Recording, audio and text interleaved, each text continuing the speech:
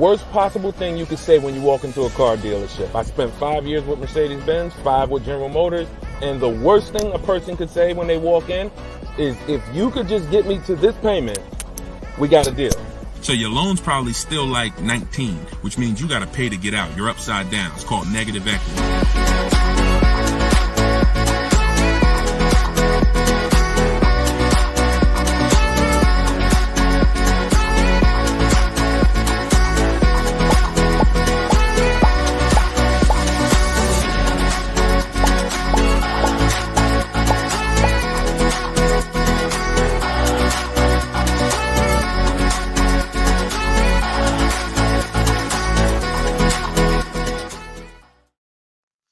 Welcome everybody to Car Shopping Questions and Answers, episode 13. I am your host, Deshone the Auto Advisor. Today is our Thursday, 12 p.m. live stream, and we're live on 4 platforms. For those of you who don't know me, I'd like to ask you, if this is your first time on a stream with us, could you type the number 1? Can you type the number 1 if this is your first time on a stream with us? And to those who've come back, if you've been with us before, could you type the word welcome to all the people who have been with us before? Welcome, and welcome back to those who've been with us. So for those of you who don't know me, my name is Deshone. I'm publicly known as Deshone the Auto Advisor. I spent 14 years in the car business, 5 with Mercedes-Benz, 5 with General Motors. Now, since the pandemic, I've devoted my time to showing everyone willing to listen how to get below market car deals, purchases, leases, new cars, used cars. And we do that by getting bids. We stop negotiating and we get bids. And that's how we get below market deals that other people are not getting. So I'm the author of Cars from Home, the new digital book, 7 Steps to Saving Time, Money, and Avoiding Dealerships. I'm going to show you what it looks like. Boom. That's the cover. And we're rated 4.94 on Goodreads.com. You can get yours for 75% off for the next 30 minutes. You'll see when you visit my TikTok bio or my Instagram bio or the link in the comment section that we have for you on YouTube and Facebook that there's a timer. The book is normally $97, but you can get your copy for $24 as long as you get there before the 30 minutes is up. So I would suggest you get it and come back and join the broadcast. So my man Dolan is moderating in the background. You guys can start typing your questions and we will start to answer them one by one. We'll be on for about an hour and we'll try to get through as many questions as we can in that time. All right, Dolan, once you have the first one, feel free to throw it up. Okay, and shout out to y'all on TikTok. Could y'all tap the screen if you're going to spend a little time with us? Run those likes up like y'all always do. I appreciate you. And if you're on Facebook or YouTube, if you could hit the like button, it means a lot. It tells the algorithm we're talking big money over here, and they'll send more people who need this. This one's from Instagram. When buying used, is it wise to buy from a small lot?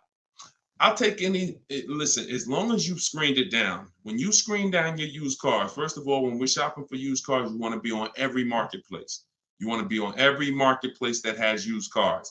I always compare this to like buying a TV. If you were buying a TV, you're not going to just go to Amazon. You're going to go to Walmart.com. You're going to go to Best Buy. So we want to be everywhere there's a car. And now, once you do that, and those sites we use, this is called my multiple marketplace strategy. We use Carfax.com, CarMax.com, Carvana. Don't get any ideas, because even if they're overpriced 90% of the time, they still may be the best deal 10% of the time. Most times CarMax is overpriced. Most times Carvana is overpriced, but that's not all the time. I always say Best Buy is usually overpriced for electronics, but every now and then they have the best price. So if you're not looking at them, you miss opportunities. So we use CarMax, Carvana, Driveway, Carfax.com, Cars.com, Auto Trader, Car Gurus, and eBay Motors. We're looking at all of those marketplaces, and then we're going to narrow it down. So once we narrow it down, first thing we're narrowing it down on is title history. We don't want frame damaged cars, salvage title cars, flooded cars. Title has to be right. Based on Carfax, you can use auto check, but the only reason I don't like using auto check is because we need the service records. And service records is what's the important part when you're narrowing down. You need service record that shows on Carfax. And the last thing we let narrow it down based on is accident history. Some people do no accidents. Some people say, listen, there's different accidents on the Carfax. Let's talk about that for a quick second. You'll see minor accident. You'll see accident, vehicle was drivable. Good sign. That means it could have been a fender bender. They drove away. Then you might see vehicle towed. Red flag for me. You might see airbags deployed. Red flag. So whenever you see vehicle towed, just know that was a serious accident enough to where the vehicle couldn't drive away from. So that's what we narrow it down to. Now, when I'm narrowing this down, I'm not looking at who has the car yet. It could be a small lot. It could be a major franchise. Doesn't matter. Okay. If y'all gonna spend some time with us on TikTok, can y'all tap the screen every couple minutes and keep running those likes up? Appreciate y'all. Shout out to the new people. And if this is your first time on a broadcast, type the number 1. Type the number 1. Yeah, we live, Skinner. All right. If you don't see the banner above me, that means we're live. Whenever you guys see the banner, that means you're watching one of the replays, because we replay and rebroadcast these shows all day long so that everybody can see them. When you can't finish them, you're at work, you want to tell your friends, family about them, they can catch them pretty much any time of the day on all our platforms. But whenever you don't see the banner, which tells you when we're live, then we are live. All right. So that's that. Shout out to the first time people. But that's how we're going to narrow it down. I'm less concerned about where the car is. If it goes through that process and has great title history, great service records, great accident history, I'm open to it. Okay. Now, another one from Instagram. All right, Instagram with the questions. Today, when buying used, is it wise to buy? Oh, that's the same question.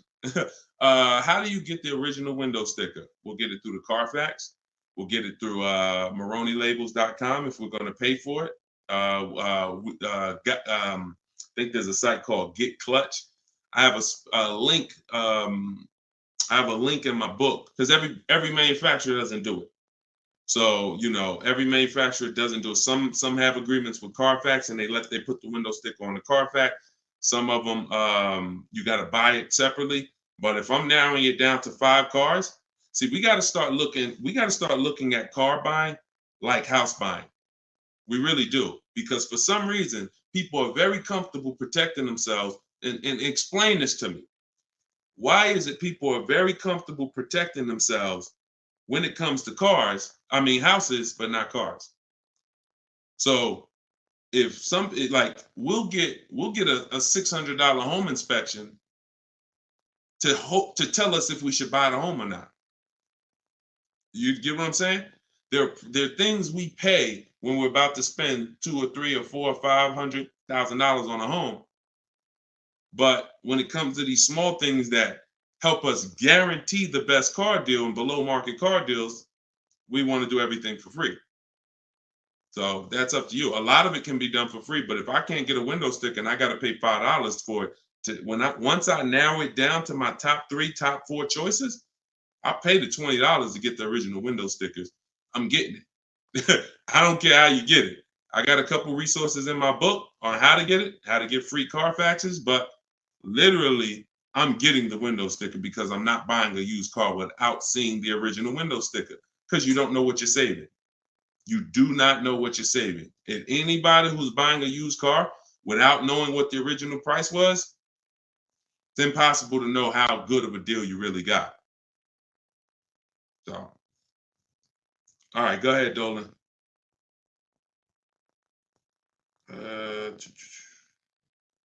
This one's from TikTok. How do you sell the lease car without the title?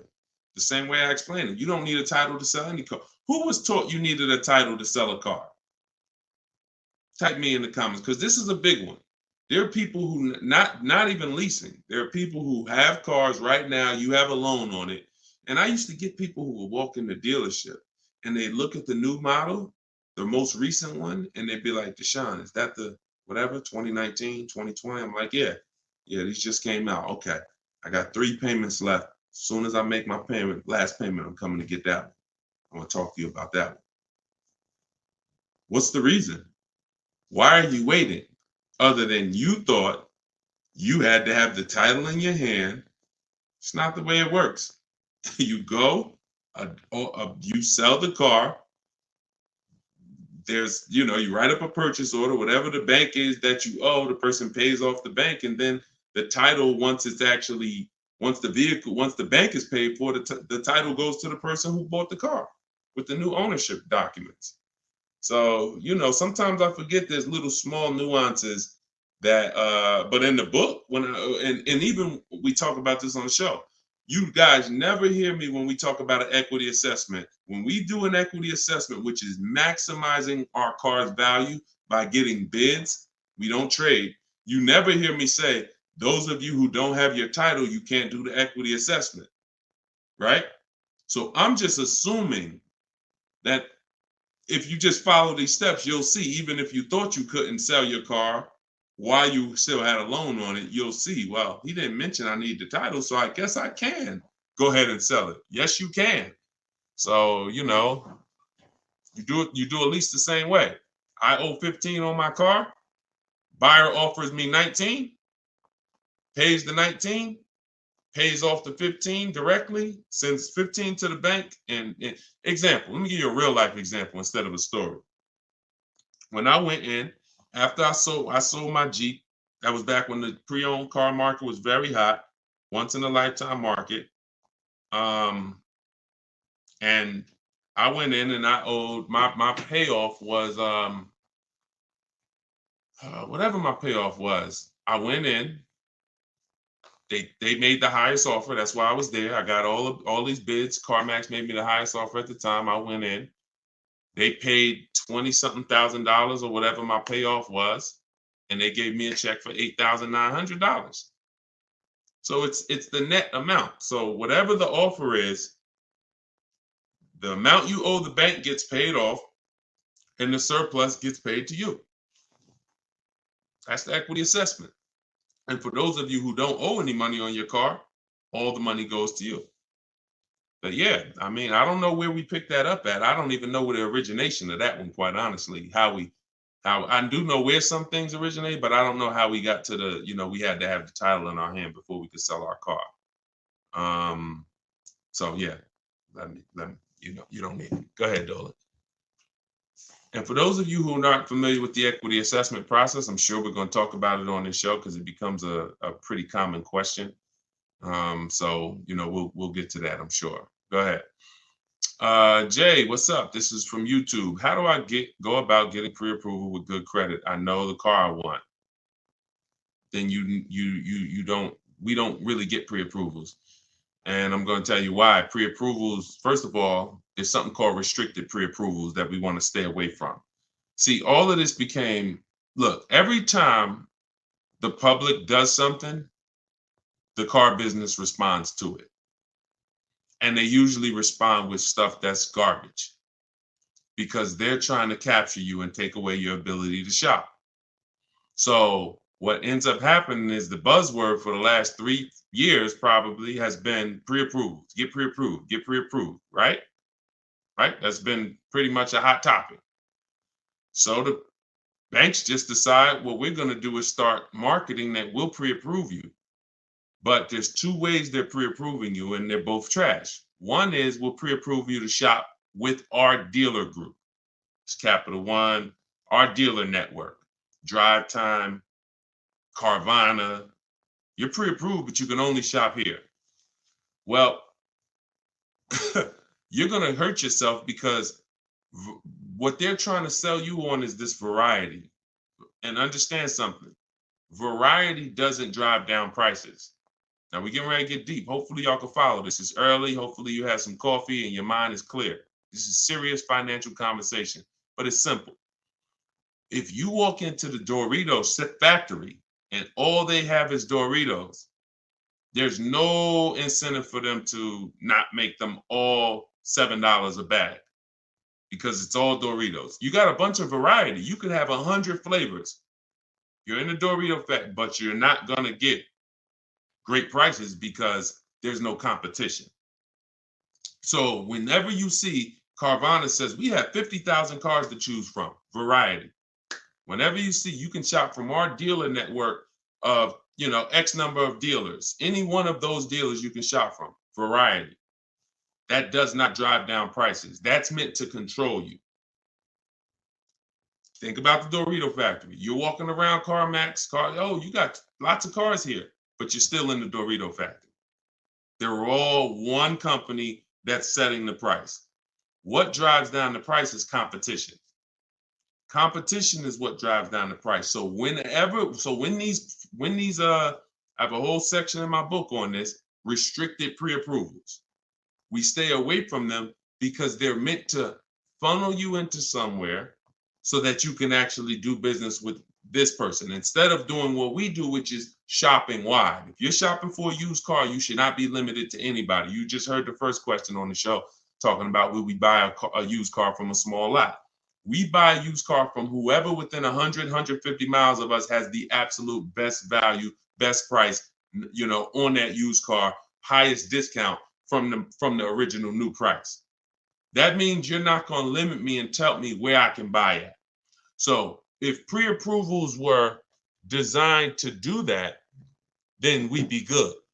If pre-approvals were designed to let you go shop anywhere, then they'd be good. That's the first bad part about pre-approvals is the restricted pre-approvals. And again, I'm going to tell you why we don't do it, and I'm going to tell you what we do. So the second thing that's bad about these pre-approvals that's being marketed is they want to do a hard pull on your credit. So now we use a strategy that I created called the bank bidding war. The bank bidding, everything we do is a bid because you're not going to save the most money possible unless you're getting bids. Okay? So if you want to guarantee that you paid the lowest price on any item, it's always through a bid. It's always through multiple offers. And the opposite is true. You want to have buyer's remorse?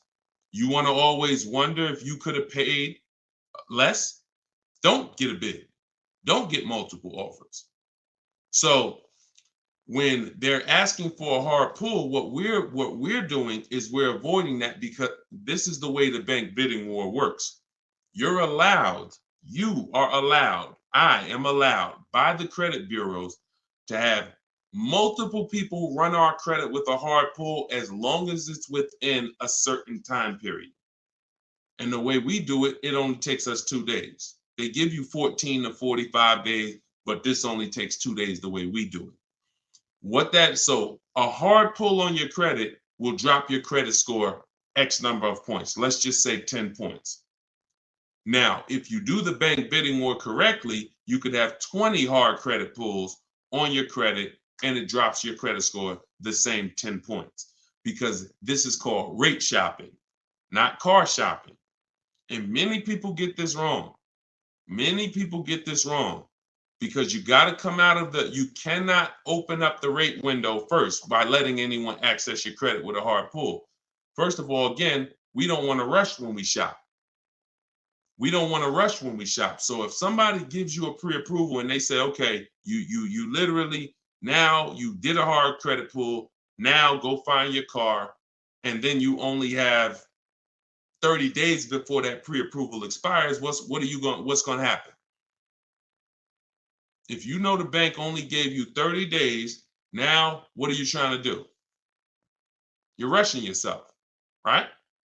You trying to find a car, day 28, you starting to feel a little desperate, right? That's not what we want. That's what the banks want. That's what the dealers want. That's not what we want. So now that's why we do not let anyone access our credit with a hard pull until after we find our car. So once we find the dealer that wins the bid, and if some of you are new to the show, you're like, Deshone, what's all this stuff you're talking about bids? It's called saving money. Okay? Come into our world. Okay? Step out of the world that you've been in, which is negotiating to try to get money off with cars when you don't do that with any other item. No other item do you go in and say, yo, take all this money. You don't do that on Amazon. You don't do that with TVs. You don't do that at the grocery store. None of that. So you shop for cars the way you shop for nothing else. And that's what the people who are listening to me who are like, Deshone, I want to save all the money. You locked in. So if you that person, type locked in. If you're that person, if you like Deshone, forget everything else. I want to learn a new way. I'm done with this old way. Type locked in. So this is what you're doing. You are going to go get bids. get your offers on your new car or your used car or whatever you're shopping for.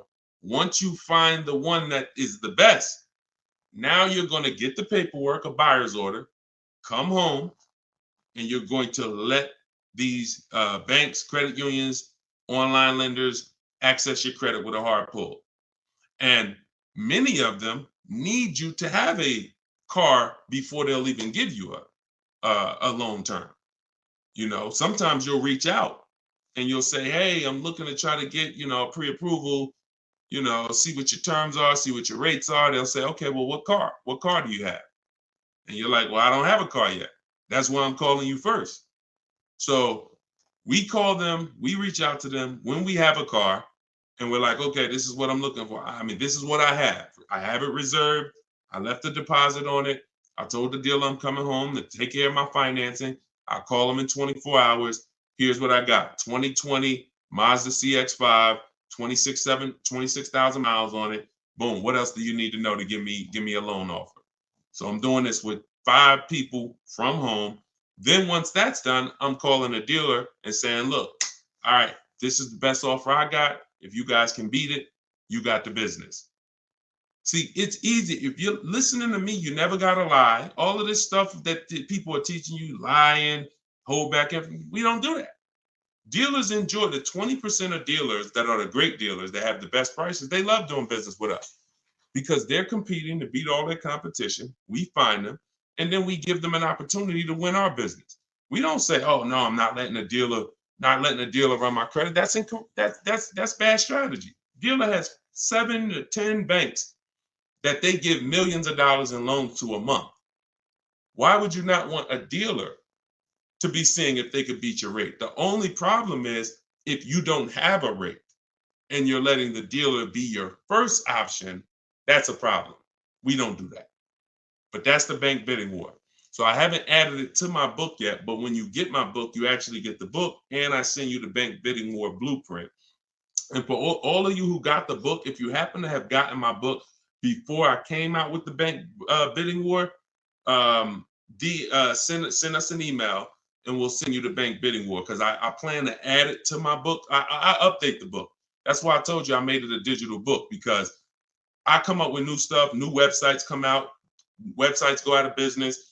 I'm always updating the book. So with a digital book, I'm not charging you every time I update it. I just update the book and everyone gets it. So if you happen to have the book and you don't have the bank bidding war, definitely connect with us by email and we'll get you the bank bidding war, because I just released it within the last couple weeks. But yeah, that's the bank bidding war. And that's how you leave never asking. You should never be asking, what's a good rate right now?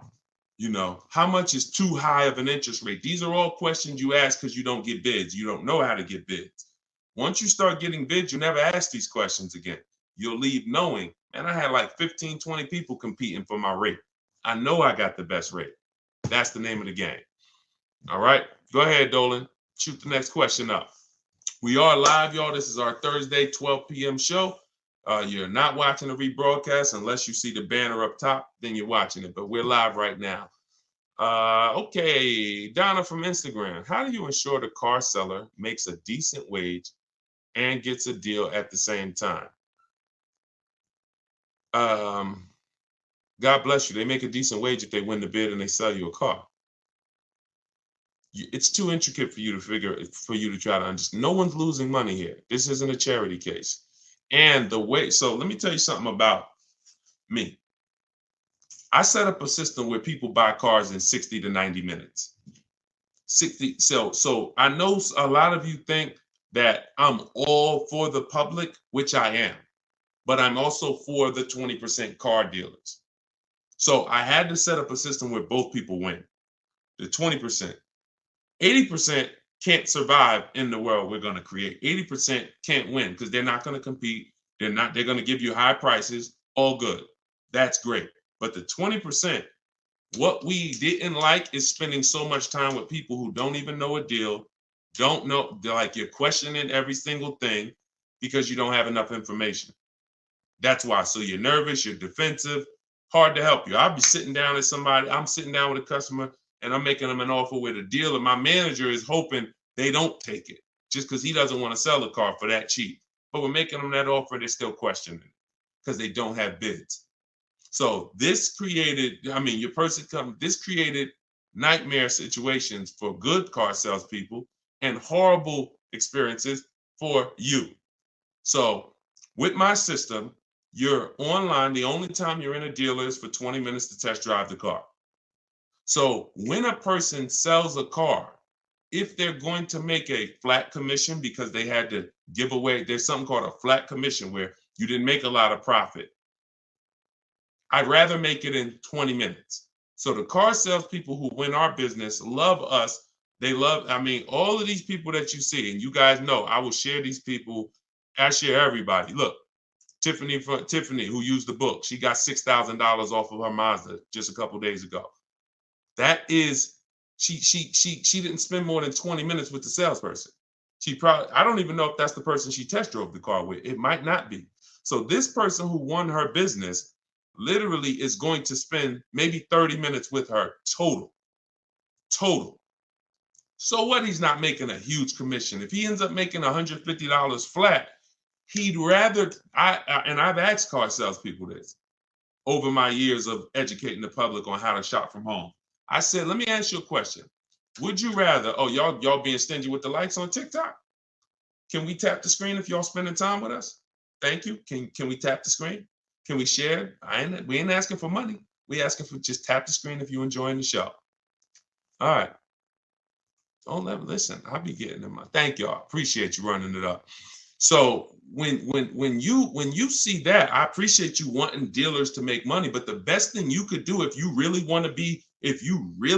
want good dealers to be okay is learn how to shop from home correctly so you can stop wasting people's time. So you can stop being with people for 2 hours, 3 hours, 6 hours that you don't buy a car from. That's really what I want you to do, because when you learn how to get cars in 60 minutes from home, car salespeople are going to love you. Because even if I didn't make a huge commission of $1,000 or $800 or $1,500 on this particular deal, that's okay. And $1,500 commissions are very rare. You had to make a lot of profit on the deal, 10 grand profit probably. Bring home 20%. Now you got to make probably 7 grand to 10 grand, profit, and people will make it. There are people who overpay. And so those people who pay average prices and above average prices, but we don't pay either. So it's the time. I don't care if I make $150 with you if I only spent 30 minutes with you. And the only way you're doing that is shopping online. You're not doing that. I've tried. I think I was pretty quick. There were some people quicker than me, but I certainly tried to go into, and a customer knows what they want. Come on in, Mr. Jones. I know what you want. We'll get this done very quickly.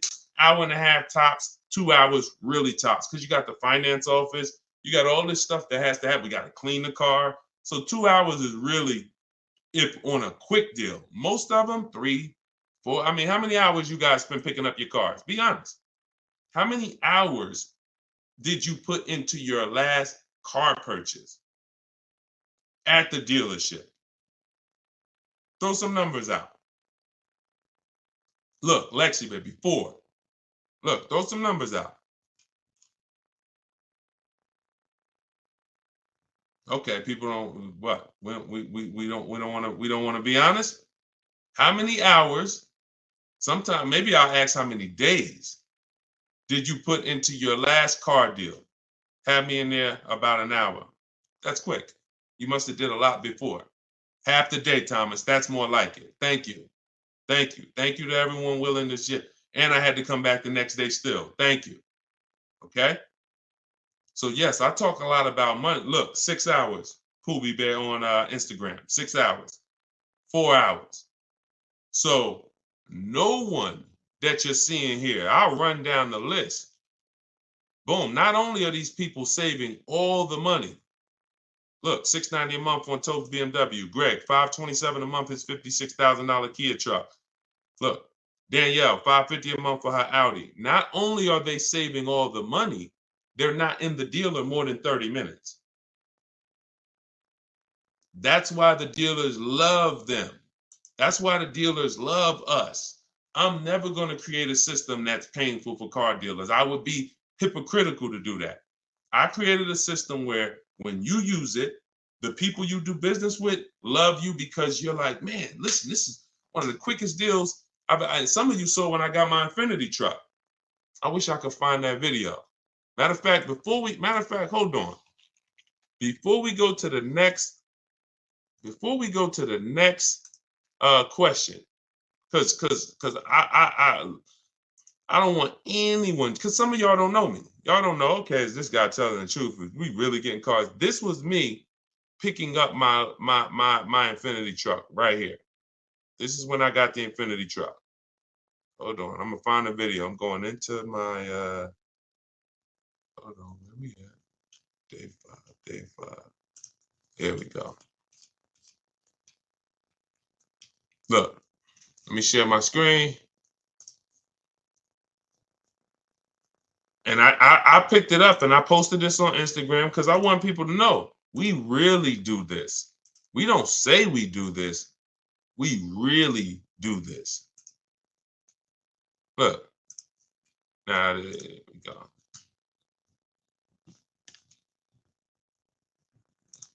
All right, skip that. Oh, here we go.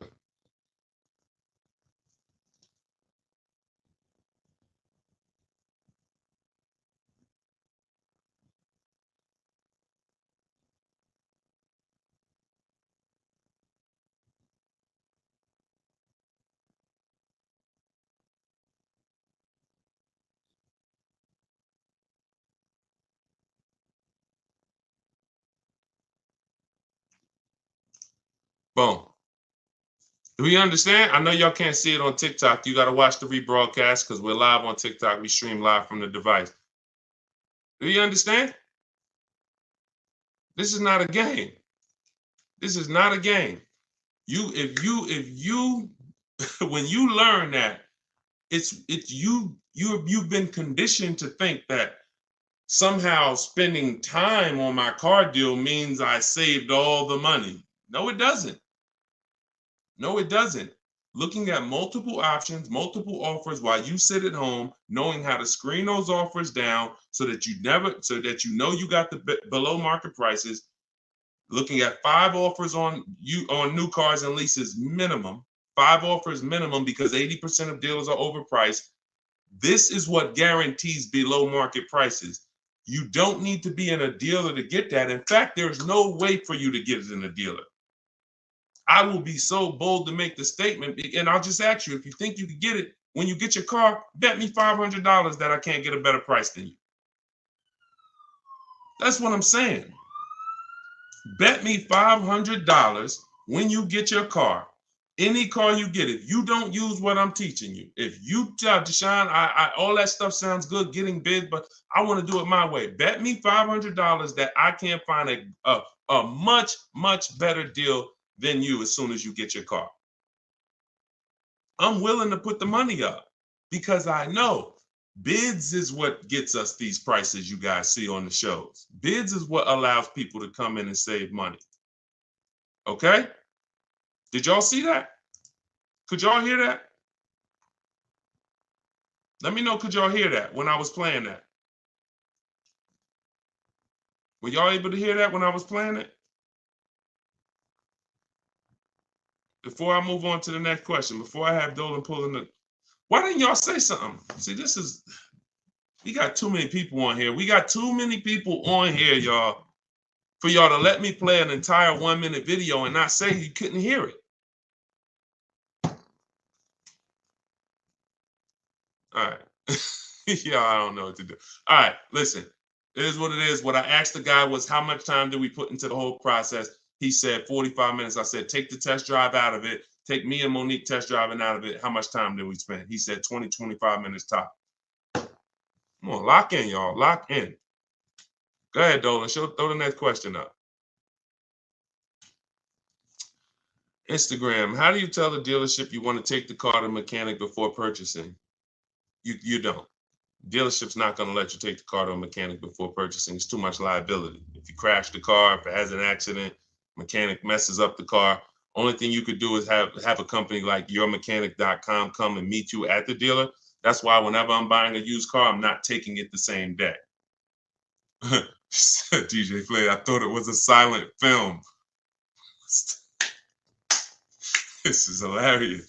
So yeah, we never take a used car the same day because one, we got to do it even if we're paying cash though. I mean, even if we're paying cash. But if you're doing the bank bidding war, we can't take a car the same day because we need to go home and we need to start the bank bidding war. But if you're paying cash and the car has a good warranty and you've done the math, okay, maybe you don't need to have a mechanic inspected. But if you want to have a mechanic inspected, then it's always I'm leaving a deposit and then I'll have either my mechanic come. And again, this goes back to you're paying to protect yourself. I got a mechanic here that I've been using for years, me and my family. If I told him, hey, look, I'm gonna pay you, let me know when you got an hour and a half. I'm gonna pay you for the time. Come take a look at this car with me. I got a reserve. He'll be like, no problem. I'll throw him $125. He'll come, check it out for me, tell me if I'm good or not. He can't put it on a lift, so that's the bad thing. But again, it's better than me just thinking with my non-mechanic self, I guess the car looks good. Sounds good, I think. No, these are the things that we got to do if we want to protect ourselves. And understand, there's horror stories for a reason, y'all. Horror stories are very common. Cars breaking down. It's weird. All I can do is give you boundaries. And when I give you the boundaries, then you can choose what you want to do with them. You can choose if you want to, adhere to them. You can choose if you want to ignore them, but at least they're there. So yeah, I would always have, with no warranty on a car, I would always have my mechanic come out. And if you don't have a mechanic, then I pay a company like yourmechanic.com. I think they charge $100, $150 to come out, send one of their mechanics to inspect the car for you. I see it just like a home inspection. I don't see it any different. Any different. Go ahead, Dolan. Okay, I had a financial advisor tell me get rid of my car. I did. Wait, I had this one's from Instagram. I had a financial advisor tell me to get rid of my car. I did, however.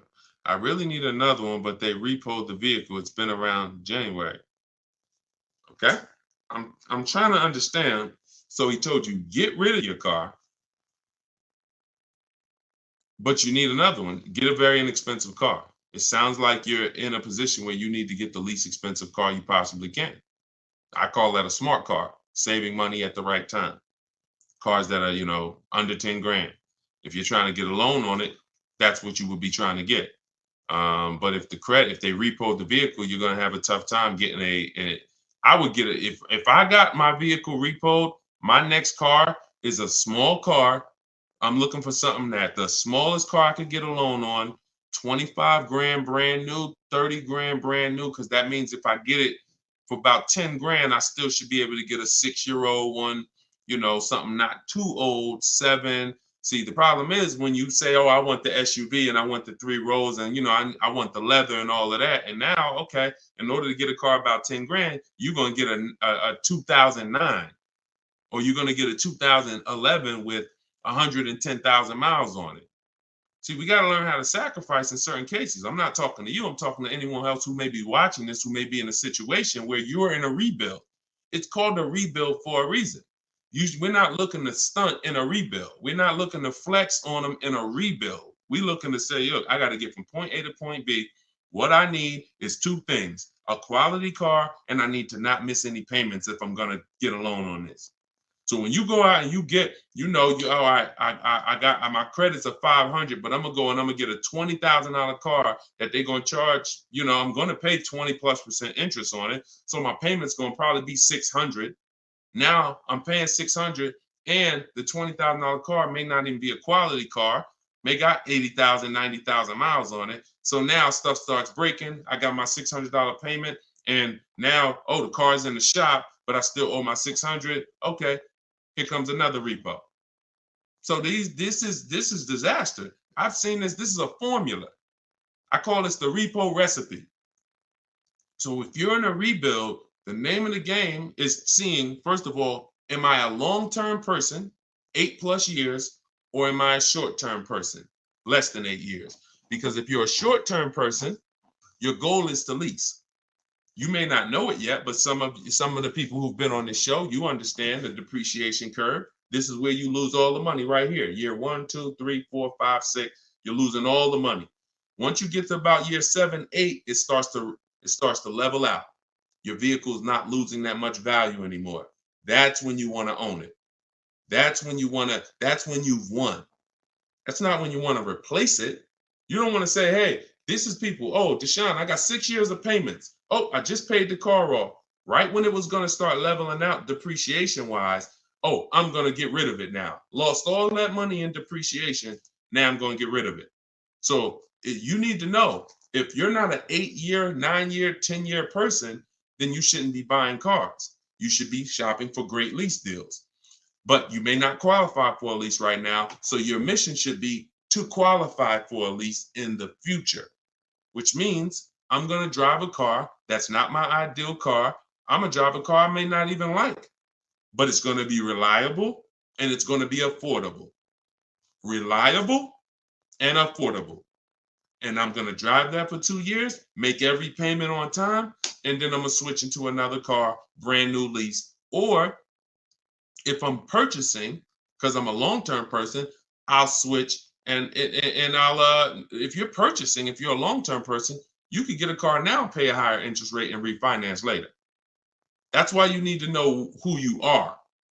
But if you're a long-term person, 8+ year person, you could get a great car, reliable, and then refinance the loan. But you got to know who you are, because I see tons of people all around this country in here who are not in a position where their credit is good, but you have not come up with a goal and understood leasing. So what you're going to end up doing is financing a very expensive car, 20, 30 grand, and you're going to end up with a lot of negative equity. And every time you go to change your cars every 3, 4, 5 years, you're wondering why you have all this negative baggage and why your payments keep getting higher, your cars keep getting lower in quality. And that there's a reason for that. That's the reason. I just explained to you the reason. It's like a snowball that you're rolling that's against you, versus what I'm telling you to do is to have a plan so that you know, all right, I can't qualify for a lease right now, but in 2 years I will. So I'm gonna make sure I'm not gonna do anything right now that's gonna mess up my chances of getting a lease in 2 years. And if I'm not a lease person and I'm keeping this car 8 years, then I gotta get a great car and I'm gonna pay higher interest. But when the interest rates come down, when I fix my credit in a year or two, I'm gonna refinance. 2 different people, but you must know who you are. We clear? We clear on that? Type clear if y'all clear on that. Okay? All right, go ahead, Dolan. Shoot the next one up. What are the benefits, if any, of buying an electric or hybrid vehicle? You need to know that. I mean, it's different for different people. Environment, some people, depends.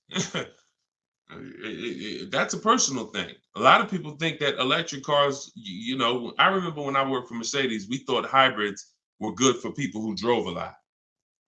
So I was uneducated on hybrids. It's actually good for people who drive in the city, because every time you hit the brake, it would regenerate the battery. So that might just be Mercedes hybrids. That might be all hybrids. I don't know. But your reason for buying a hybrid or an electric car should be your reason based on your research. And so there's plenty of people, most people are not buying electric cars. Some people are. Some people buy hybrids. Frina was looking at a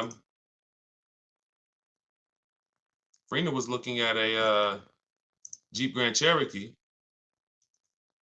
and she was looking at a Jeep Grand Cherokee gas version. And I remember she hit me and she said, Deshone, the dealer that made me the best offer on this Jeep Grand Cherokee gas, it was like a 1.2% lease. And she said, he's saying, and that was the lowest bid out of all the bids she got. 1.2% lease. And she said, but he's saying he might have he's saying he could do a better deal on this other one, which is a hybrid. And she said, what do you think? Because she's in a private group. Everybody who wants to know about, my private group, you want to attend my free masterclass, it's in the comment section. You can attend my free masterclass. It's an hour long. It's called Everything You're Doing Wrong, Buying, Selling, and Leasing Cars.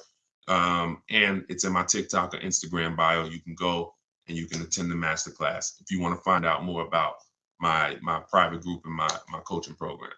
But she said, so do you think I should just like have him like rework the deal? I said, look, if you're going to switch cars, pay attention, y'all, this is very important.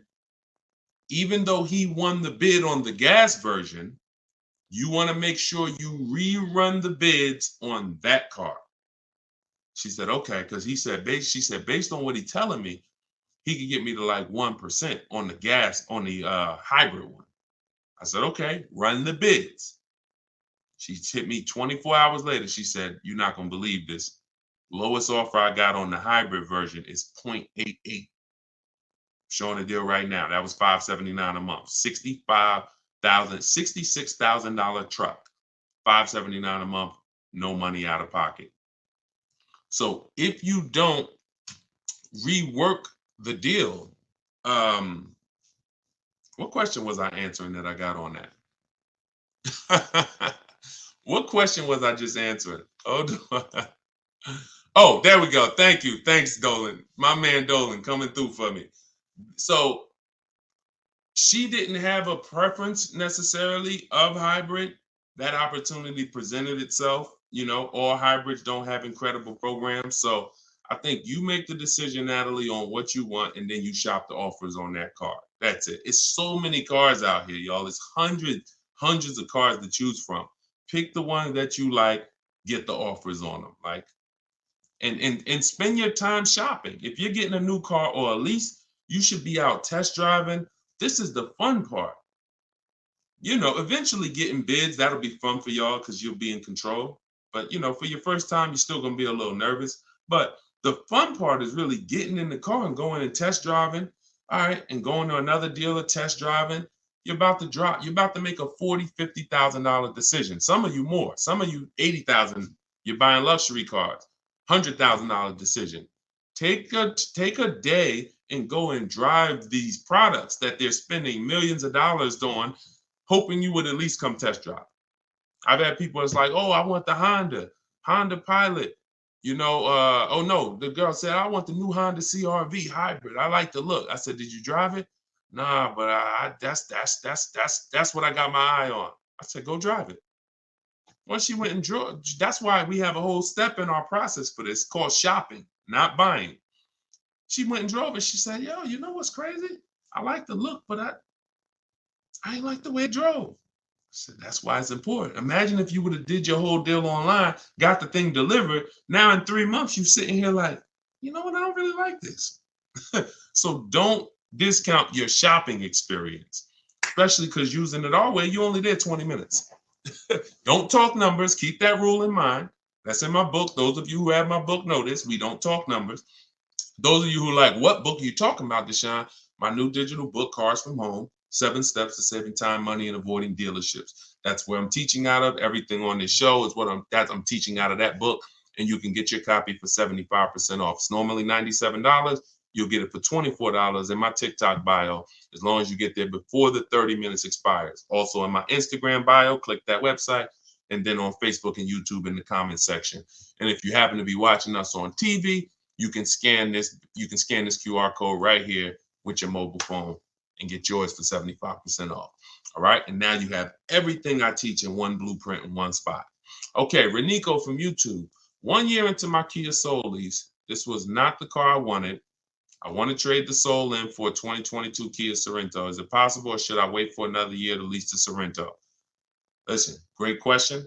Perfect example of what I just said of why we don't discount the shopping process from now on.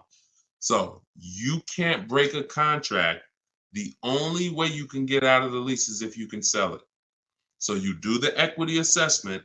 Now follow this, you're going to call your bank, call your leasing company. You're going to get the payoff. And then you're going to ask do I have a third-party restriction? Those are the two questions. Payoff, do I have a third-party restriction? Then go on the 6 sites, get your bids.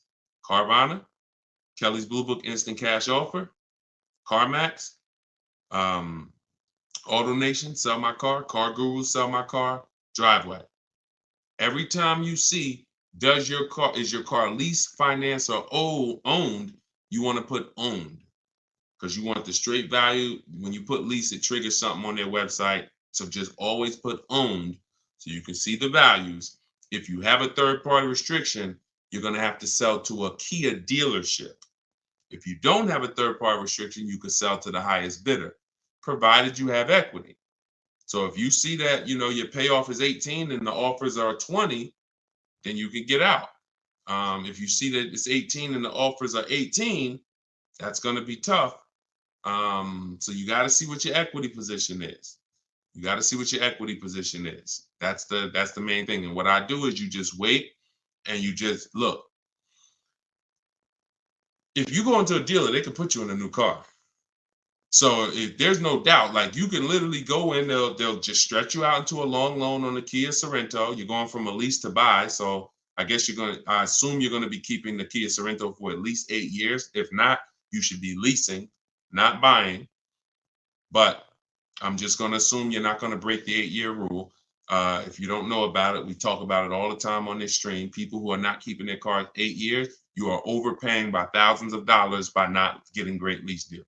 It's not even close. Thousands of dollars, not hundreds. So I'm assuming you're going to buy and keep. But what you're going to do, anybody can transfer you. Take all that negative money, throw it into the new car. Now you're paying for the old car and the new car.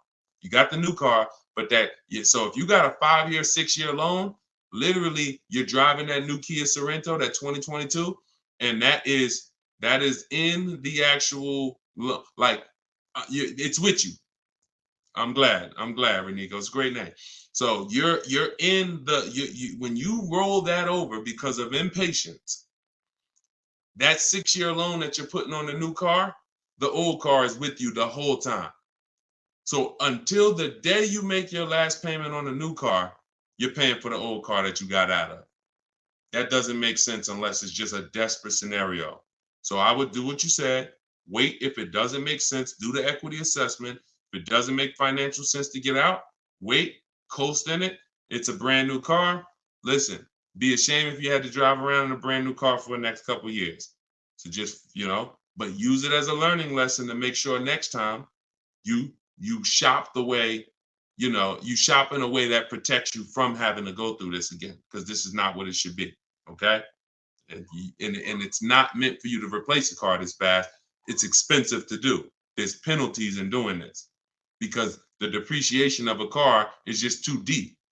It's just you lose 20% the first year. Doesn't matter whether you leased it, bought it, does not matter. So when you go and try to replace it, you're dealing with deep depreciation of what you got. And now you're like, oh, well, I'm tired of it. See, people who never do this are cash buyers. If you pay cash for cars, those are the only people that clearly understand this. If you are in pain, I have to work to help you understand this if you don't pay cash for cars.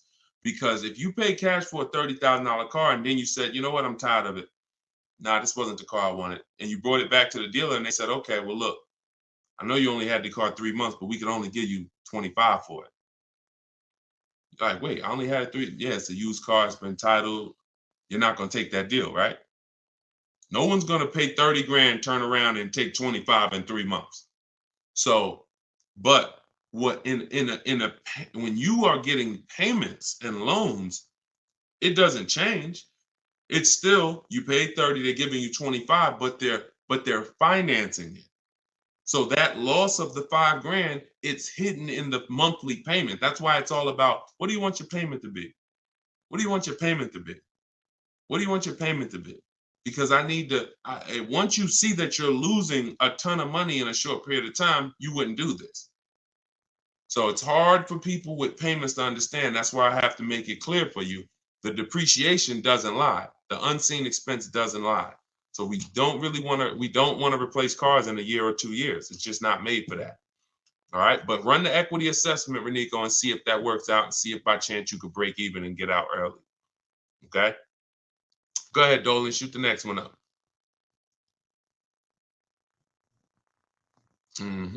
Okay, Precision Soundworks. A great part about following the book is when you're car shopping, you know what you're not going to get sucked into a sales number presentation. Amen. Just drive and say, I'll hit you up when I'm ready. Amen. I'm glad, and I'm so glad to hear you saying this, Precision Works, because I'm trying to teach people. All I can teach people is our world is different. And the world that they're in is painful. It's painful. But when you understand that you can be in control, when you stop talking numbers in the dealership, when you have the right online strategies, you're going to the website, you're getting bids, you know how to look at used cars, you're narrowing these things down the way I'm teaching you. Listen, there's not much that's in my book that I haven't talked about on these streams. There's not much that's in my book that I haven't talked about in my videos. The difference is it's step by step. So when you hear somebody who asks me about a used car, and then somebody asks me about a lease, and then somebody asks me about paying cash, and then someone asks me about, hey, how do I get the best loan? This is all different types of people. So you might be like, oh, this question is not for me. That question is not for me. So you have to piece it together. And if you can, God bless you. We're not holding back. But for those who are like Deshone, I just want the step by step, no interruptions in the process, no confusion. That's my book. So I'm glad you're enjoying the Precision Work. Make sure you send me your deal so I can bring it onto the show whenever you get a car. All right, go ahead, Dolan. Okay, Marisol, YouTube. I'm looking to buy a 2025 model car. Am I able to negotiate the MSRP price? If so, how low should I start? 5% off. So you're new to the 80-20 philosophy. 80% of dealers are overpriced. So I'm saying this based on the fact that, you know, I have 1,600 people I've worked with in my coaching program, in my video course, and then I have probably 5,000-6,000 people that have gotten my book. So I have people from all around the country since 2021 sending me the deals they get, reporting me the deals, offers. So whenever you see, look, somebody like Greg, he said, offers the range. Hold on, no, it was Charles.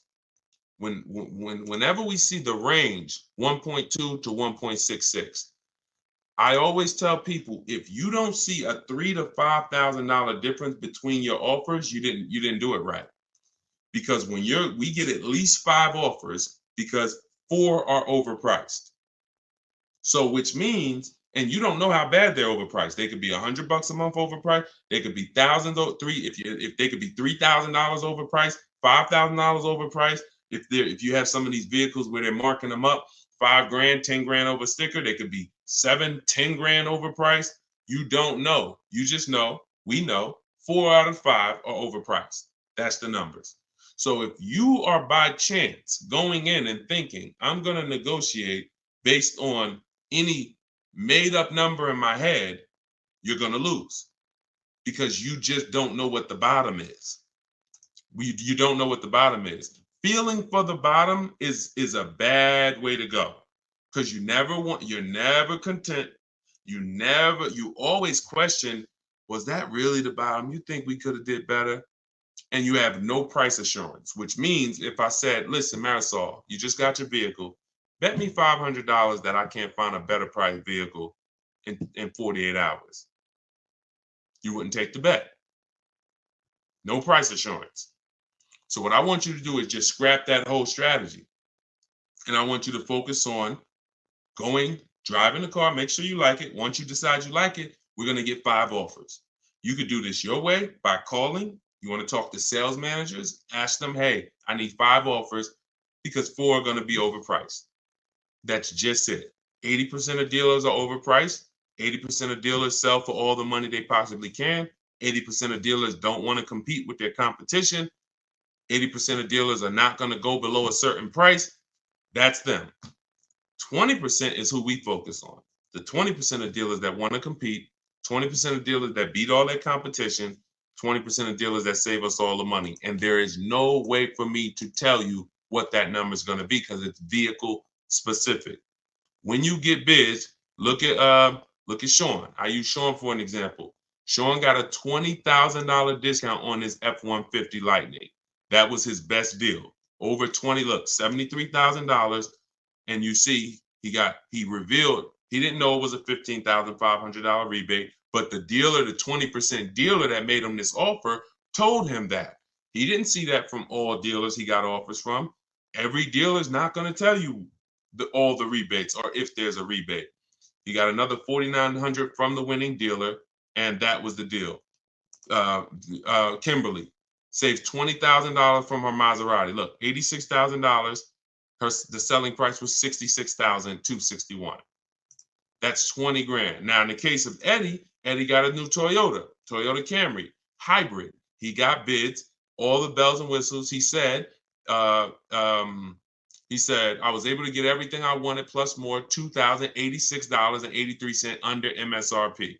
That was his best bid from reaching out to multiple Toyota dealers. $2,086 under MSRP. It depends. It changes. You don't know. And you can't take one big discount and say, Sean's not going to say, well, because I saved 20 grand on my F-150, when I go to shop for my Mazda CX-5, I'm expecting 20 grand. No, I'm going to shop the market, get bids, and I'll reveal what is the below market offer for a Mazda CX-5. In the case of his Ford, the below market offer was 20 grand off. In the case of Kimberly's Maserati, the below market deal was 20 grand off. But if we went in thinking these numbers are making up and saying, you know what, I'm going to try to get 5% under MSRP, we're losing. So scrap that whole strategy. Use mine. Or you could try to do it your way. Either way, 5 offers. Without 5 offers, you're not saving all the money and you will have no price assurance. 5 offers. In my book, I teach something called the 25-to-5 strategy. That's what I created. We're connecting with 25 dealers online. Those of you who have the book know it takes us about 20 minutes because we go direct to the websites. We don't go to third-party sites where they're selling our information to the dealer. We go right to the dealer's websites. I got a link in there that links you to all the dealers by zip code. So you put in your zip code and we go to each website. We copy and paste. I have a template we use. It says, hey, my name is such and such. I'm in the market for this car. These are all the options I'm looking for. This is my as soon as date I can make a deal. This is my no later than date. We give them all the information we need. Here's what I'm looking for, my option. Now we're sending that to all of these dealers. And then the goal out of 25 is to see who has a car. And then once we find out of 25 who has a car, well, we might see 10 dealers have a car that I'm interested in. That's another reason why it benefits to shop the numbers. Because when you only shop in 2 dealers, like the statistics say you do, the statistics show that you guys shop 2 dealers. That's what the statistics show, 2 dealers. And as car salespeople, we know that. So when you're shopping 2 dealers, whatever they have on their lots or have coming in, that's all that's interesting. That's all we can shop from. That's why it's like, oh, I don't have that color. Oh, I don't have one with those options. We're shopping from 25 dealers. We got a good shot of 8 to 10 having something we're interested in. And then we have other copy and paste scripts to request our quotes, give them everything they need to give us a quote. And then we have scripts to keep the conversation moving when they try to get us on the phone, which they will, 80% will, which, hey, try to get us to come in, 80% will. Hey, hey, listen, we could only give you a quote if you're here in the showroom. Okay, well, I'm talking to a couple dealers. No one else has said that. Should I remove you from my list? All our emails end with a question. Whenever you're emailing a dealer, should always end with a question, not a statement, because the question pushes the ball back to them. So that's what we're doing, 25-to-5. Our goal when connecting with 25 dealers is to get 5 offers. And out of those 5, 1 offer is going to beat everybody else, and that's who we do business with. That entire process takes us 60 to 90 minutes. 60 to 90 minutes. It's beautiful. So if you're like, Deshone, I want to use your process, you can do it your way. You want to call around? I'm just telling you, get 5 offers. You could do it my way. In my book, 75% off in my TikTok bio or in my Instagram bio. Click that link and get your copy for 75% off, or in the comment section on YouTube and Facebook if you just came on the show. But that's the 25 to 5, and you won't have price assurance and you won't save all the money until you start to get 5 offers. Everything is a bid. All right. That's what I'm telling. My favorite words: bids, multiple offers, multiple options, price assurance. These are my favorite words. When you start using this stuff, they're going to be your favorite words too. I guarantee it. Go ahead, Dolan. Do you always have to have a down payment when purchasing a car? No, never. Never. Now, down payments are not illegal. That was one of the worst videos to go viral. But when a video goes viral, you can't combat it. So, if people looked into that law, they would see this law has nothing to do with down payments. So down payments are not illegal, but you can every single thing we shop for is no down payment. When we're shopping for leases, we request all our lease quotes, first month's payment total out of pocket. We don't, you guys, some of you know who's been on the stream, I don't even like you using the words down payment.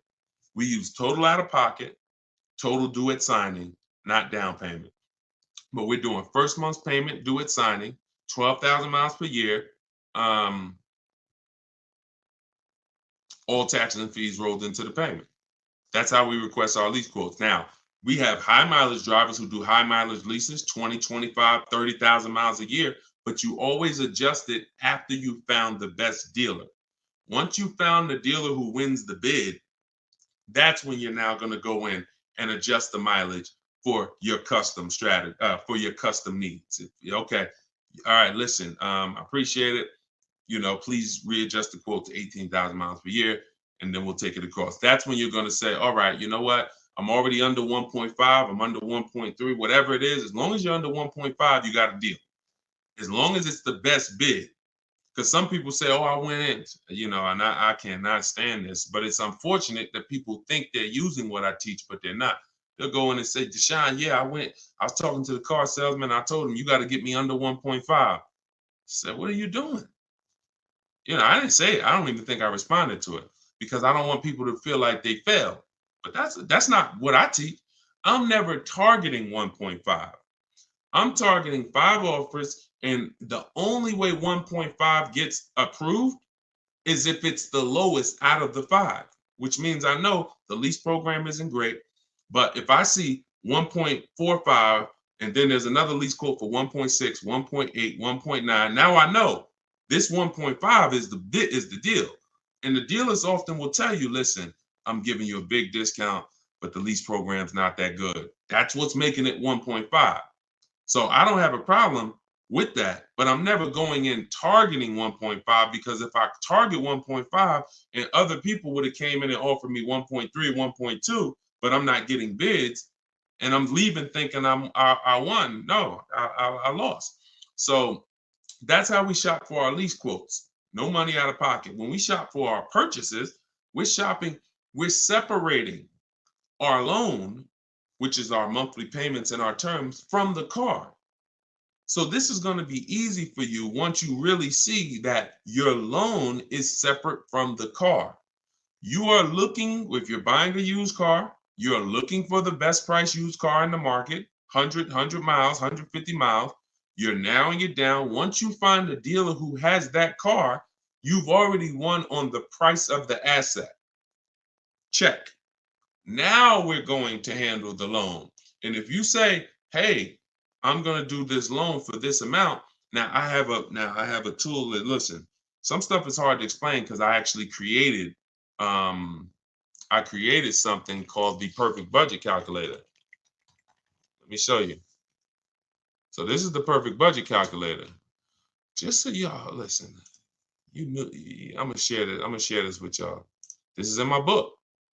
And just so you know, the only reason that I can't explain this stuff, because how can I explain technology that I created? So this is the perfect budget calculator. This is what it does. This is how we're able to shop with no money down. We enter the equity that we may have from our old vehicle. Let's say we're selling our old vehicle. All right. Or let's say we don't have an old vehicle. Put 0 there. Now we enter max down payment. Now this is a comfortable amount.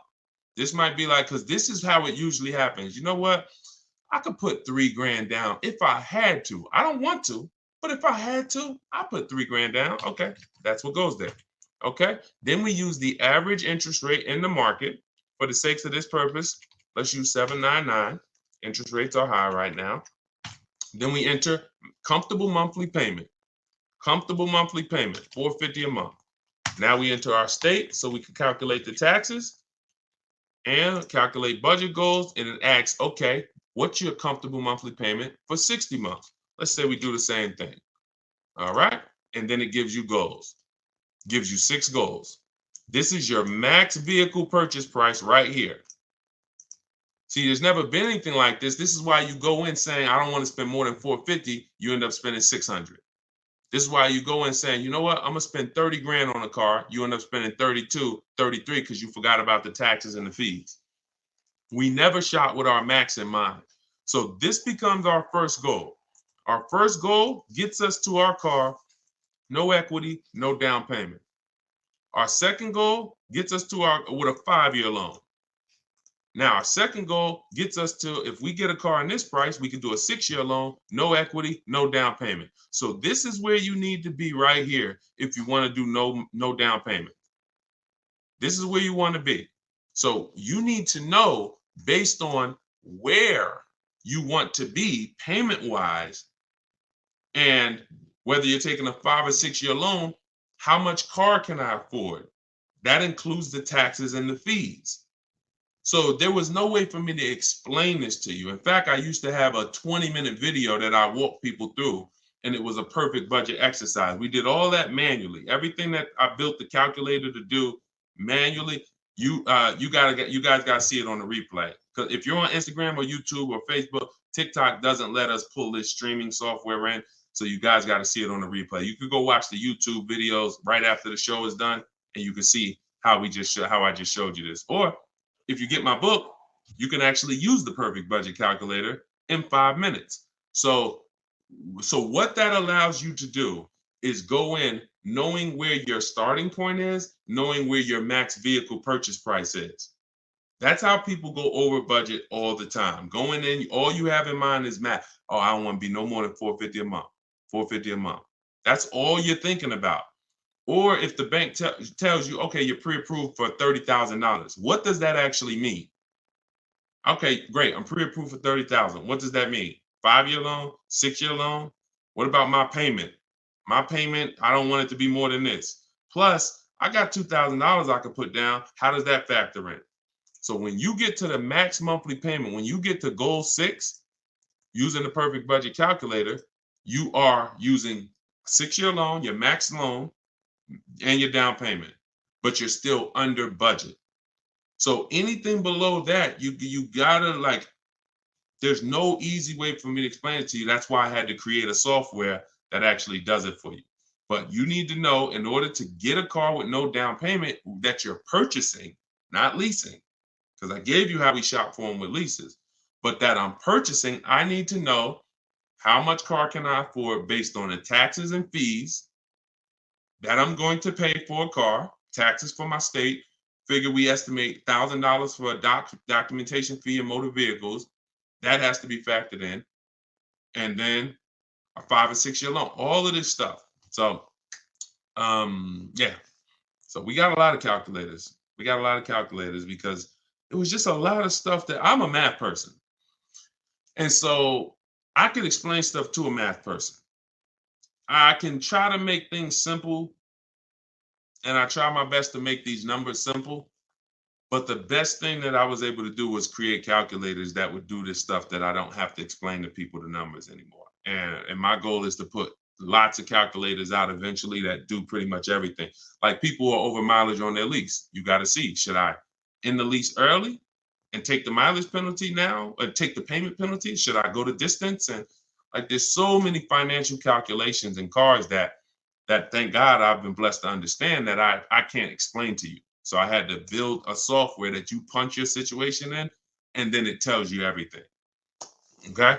But yeah, you can absolutely get cars with no money down. It's not even, only people that can't are super, credit's too bad, or you have too much negative equity.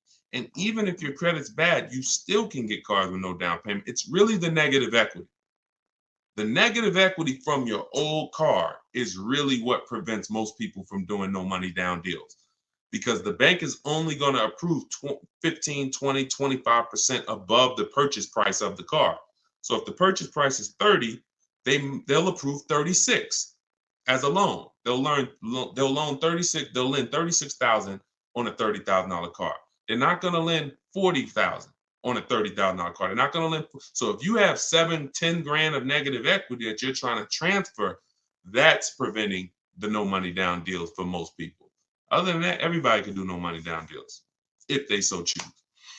All right. So everything we talked about today was based out of my book, Cars from Home, 7 Steps to Saving Time, Money, and Avoiding Dealerships. It's the step-by-step process to mastering the science of car shopping. And the first time you do it, you're already a master. There's no test to take. The first step in the process is the most important question, which I'm going to help you know clearly whether you should lease or buy based on how long you keep in the car. And step 7 is delivery. So by the end of this, when time you get to step 7, I'm congratulating you, and we're like, okay, let's set up if the dealer is going to deliver the car or if we're going to go pick it up. That's delivery. So it's not this book you read and say, okay, all right, I'm ready for the quiz now. Let's take our test. No, every step is an action. Equity assessment, budget tool, choosing your car, shopping for it, doing a check to make sure it doesn't have any bad data out there like electrical issue software, and then getting offers, then paperwork, then delivery. It's a walkthrough. So you can get your copy for 75% off in my TikTok bio, in my Instagram bio, or we have a comment pinned in the YouTube and Facebook section. Or if you're watching us on television, you can scan the QR code and use the strategies, everything I teach in one spot. All right. Make sure you send me your deals. We'll be back for another live show shortly. If you're watching the broadcast, if you're watching the rebroadcast, you'll see the times that we're live. For those of you who want to attend my free masterclass, Everything You're Doing Wrong, Buying, Selling, and Leasing Cars, that link is also in the comments, and it's also in my TikTok and Instagram bio. You'll need about an hour, and then we do Q&A for an hour after the class. So any way you get it, make sure you get it. I don't care how you get the information.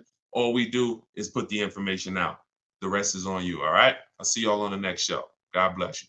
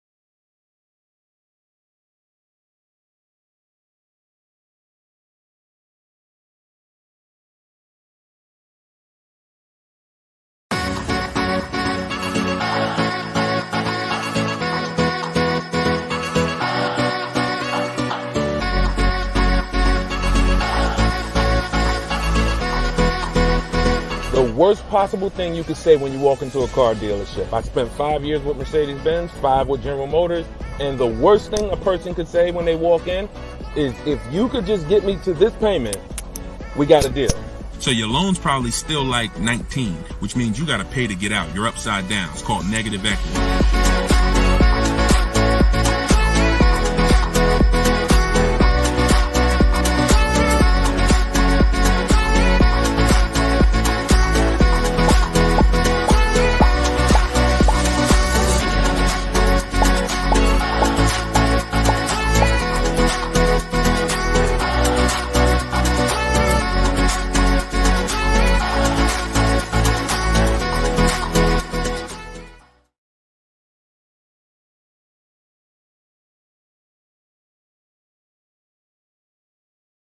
Welcome, welcome, welcome. Welcome to Car Shopping Questions and Answers, episode 14. I am your host, Deshone the Auto Advisor. We do these live streams throughout the day. We rebroadcast them, so you may have seen a rebroadcast, but today is our Thursday. Is it Thursday? It's Wednesday. I was saying, what day is it? It's Thursday. Thank you. Our live broadcast, and we do rapid fire Q&A. We are streaming on 4 platforms: TikTok, Instagram, YouTube, and Facebook. So you guys can start taking your questions. Yeah, I see you, real Zubir. I see you. We're live right now. And whenever you guys don't see the replay banner, that means you're watching a live show. So we do replay these broadcasts all throughout the day so that, you know, if you can't watch them all, you can tell your friends, your family. But whenever you don't see the live replay banner, that means we're live. So you guys can start typing your questions, and we'll be pulling them in from all 4 platforms. So just go to DeshonesBook.com, Mr. Silver. I see you on TikTok. The people with the TikTok browser were having a problem getting the book, but some people said they were able to get it on TikTok. So just try typing DeshonesBook.com into a browser, and you should be able to access it. So as you come in, start typing your questions, and we'll start getting to them. For those of you, if this is your first time ever on a live car Q&A with us, can you type the number 1? We always like to know who's the first time person, first time ever on a car shopping Q&A with us. Type the number 1. And if you have been here before, then I want you to send I want you to type welcome to the people who are first timers. Reginald, what's going on? I see you, Reginald, on YouTube. I see you flipped apart on Instagram. Sweet Major, I see you. Herman, I see you on Instagram. Real Zubir, I see you. Mr. Silver, welcome back. I see you on TikTok. If this is your first time with us, type a number 1. We welcome you.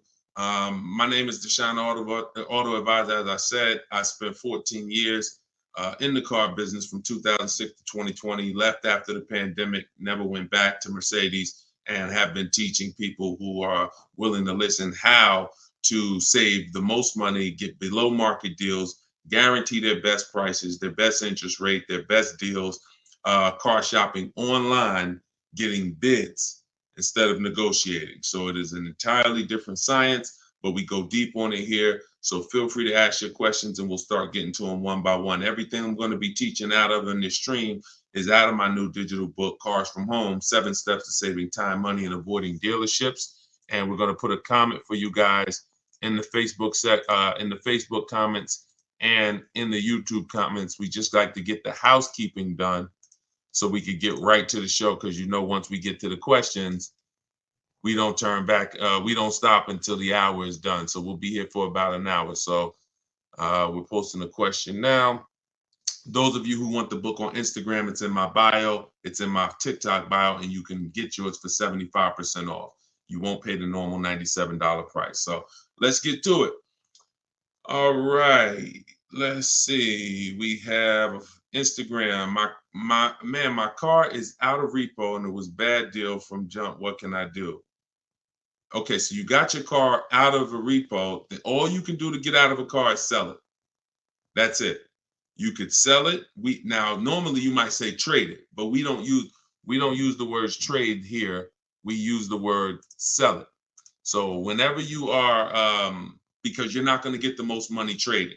So you want to do something we call an equity assessment. You want to find out how much you owe, call your bank. And this is the first step for everyone. If you have a car right now that you need to replace, I want you to stop thinking about trading, and I want you to start thinking about getting bids on it. Okay? No matter what you have, if you have this phone right here and you said, I'm going to trade this phone for something, are you going to get the most money for the phone? Think about that. Think about that. Yes or no? And always stay close to your keyboards, because we dialogue here, okay? I ask you questions. I need you typing fast in the dialogue. If you had this phone right here and you said, I'm going to go trade this phone, that's different than you getting bids on it and seeing what's the most money somebody would pay for this phone, Okay, so that's what we do when it comes to our car buying process. So you're gonna call your bank, find out what you owe, and then you're gonna go to CarMax, Driveway, Carvana, Kelly's Blue Book Instant Cash Offer. Do not use KBB.com. It's a marketing site. And all it is an algorithm. It's algorithms trying to tell you what your car is worth. We're past that day. The world we live in now, we can get offers. And that's what you want. That's all that's important is offers. So Kelly's Blue Book Instant Cash Offer, Car Guru Sell My Car, and AutoNation Sell My Car. That's 6 people who are competing to buy cars every day. And that's where you want to go. Once you go there, you'll be able to see if you have equity, means you can get out very easy. So if you owe 15, but your highest offer is 20, that's a 1-hour inspection. They'll cut you a check and you got the equity. That equity is cash money to you. You put it in your bank, you can use it as a down payment. If you have negative equity, that's a different story. You're going to need to account for that. But the first thing you must do if you are replacing a car is an equity assessment. Okay? That's step 2 in my process. After we decide leasing or buying, and I'm sure we'll be talking a lot about leasing versus buying while we're here. So, all right, let's go. Keep the questions coming and type out your entire question. Try to get it in one shot so that we can see it all. But that's your first step, the real Zubair. Do your equity assessment. If you said you owe quite a bit, you gotta do the equity assessment and get real numbers. Let's get out of the gray area. I know I owe a lot. Oh, I got some equity. Oh, I got some negative equity. Let's get hard numbers so that we can move to the next step intelligently. Okay? Car buying is all about the numbers. Oh, it's still in repo. Then see if you can get the cash to get it out. That's it. I mean, if you can't get the cash to get it out, then what are you going to do? If you've had a car repossessed, they give you some time to come redeem it. You got to come up with the cash. If you come up with the cash, then at least you have a car and you can rebuild your credit based on having a car not repoed yet, but taken, which means you've gone 90 days, past 90 days on your payments. So, but you can build from that. If the car is done, totally repoed, then that's a different story. Now you're going to need to shop for a car with a repo on your credit, and that's going to be a different way to shop. You're going to need I have a couple different ways we do it. First step, we try to get first step would be a company like Limbuzz. They'll pre-approve people with really, really challenged credit, no credit, new people to the country. But you're going to want to make sure you don't go out and overspend, because the biggest problem with people with bad credit is you're overspending in the interest and the car. And what we do is we separate the interest from the car. What does that mean? Your loan is a product. Your loan, I know here's what you've typically done. You've given the car dealers 3 transactions. And that's why you can't get good deals. When you go and trade your car into a dealer, that's a transaction. You sold them your car. That's why on that buyer's order, there's a specific part for your car. They're buying your car. That's a transaction. Another part of the transaction is you bought a car from them. That's a different transaction. And then if you got your loan from them, that's a third transaction. So there's no way to get a good deal when you're giving dealers 3 transactions or 2 transactions and you haven't gotten bids for either. Break this down a little bit more before we go to the next question. There are companies that want to lend you money. They don't sell cars. That means they're willing to compete against other companies that want to lend you money. That means if this company is giving you an 8% interest rate, this one might give you a 7% interest rate, this one might give you a 6.2% interest rate. They're willing to compete. You need to bid that out. See, the only way we have price guarantees, what's going on, Trini, man? Good to see you. The only way we get price guarantees is by bidding our business out. So there's companies that only want to buy your car from you. Those are the companies I named like 5 minutes ago during our equity assessment. They don't even sell. They're not interested in selling your car. They'd like to, but they're also interested, hey, we just want to buy your car. Even if we can't sell you one, we'll buy yours from you. You should be bidding that out. Type $ if you're clear on that. And then when you buy your car, you're bidding that out. So when people with bad credit usually go and don't have a strategy like the one I'm telling you, you're going to go and overpay because you're mixing the loan with the car. You're going to a dealer saying, hey, I like that car, get me approved. So you didn't even get a bid to find out, was that the lowest price car? Because some people think all dealers' prices are the same. They're actually all different. And look, only you know, but I know, I've been doing this long enough to know there are people who've been taught every Nissan dealer is the same price. That's why they'll come home and say, man, Nissan doesn't have good deals right now. No, one Nissan dealer didn't. So you have to, when you're shopping for used cars, you want to be looking at all the inventory to see who has the best price used car. Then you would use a company like LendBuzz, like I mentioned, who approves people with bad credit, no credit, new to the country, because at least you know you got a great price on the car. See, if I'm going to pay 20% interest because I just had a repo, that's between me and my lender. Do we understand? Most times when you have bad credit, it's between you, the dealership, and everyone else in the dealership. They know you have bad credit because you've been there for 10 hours.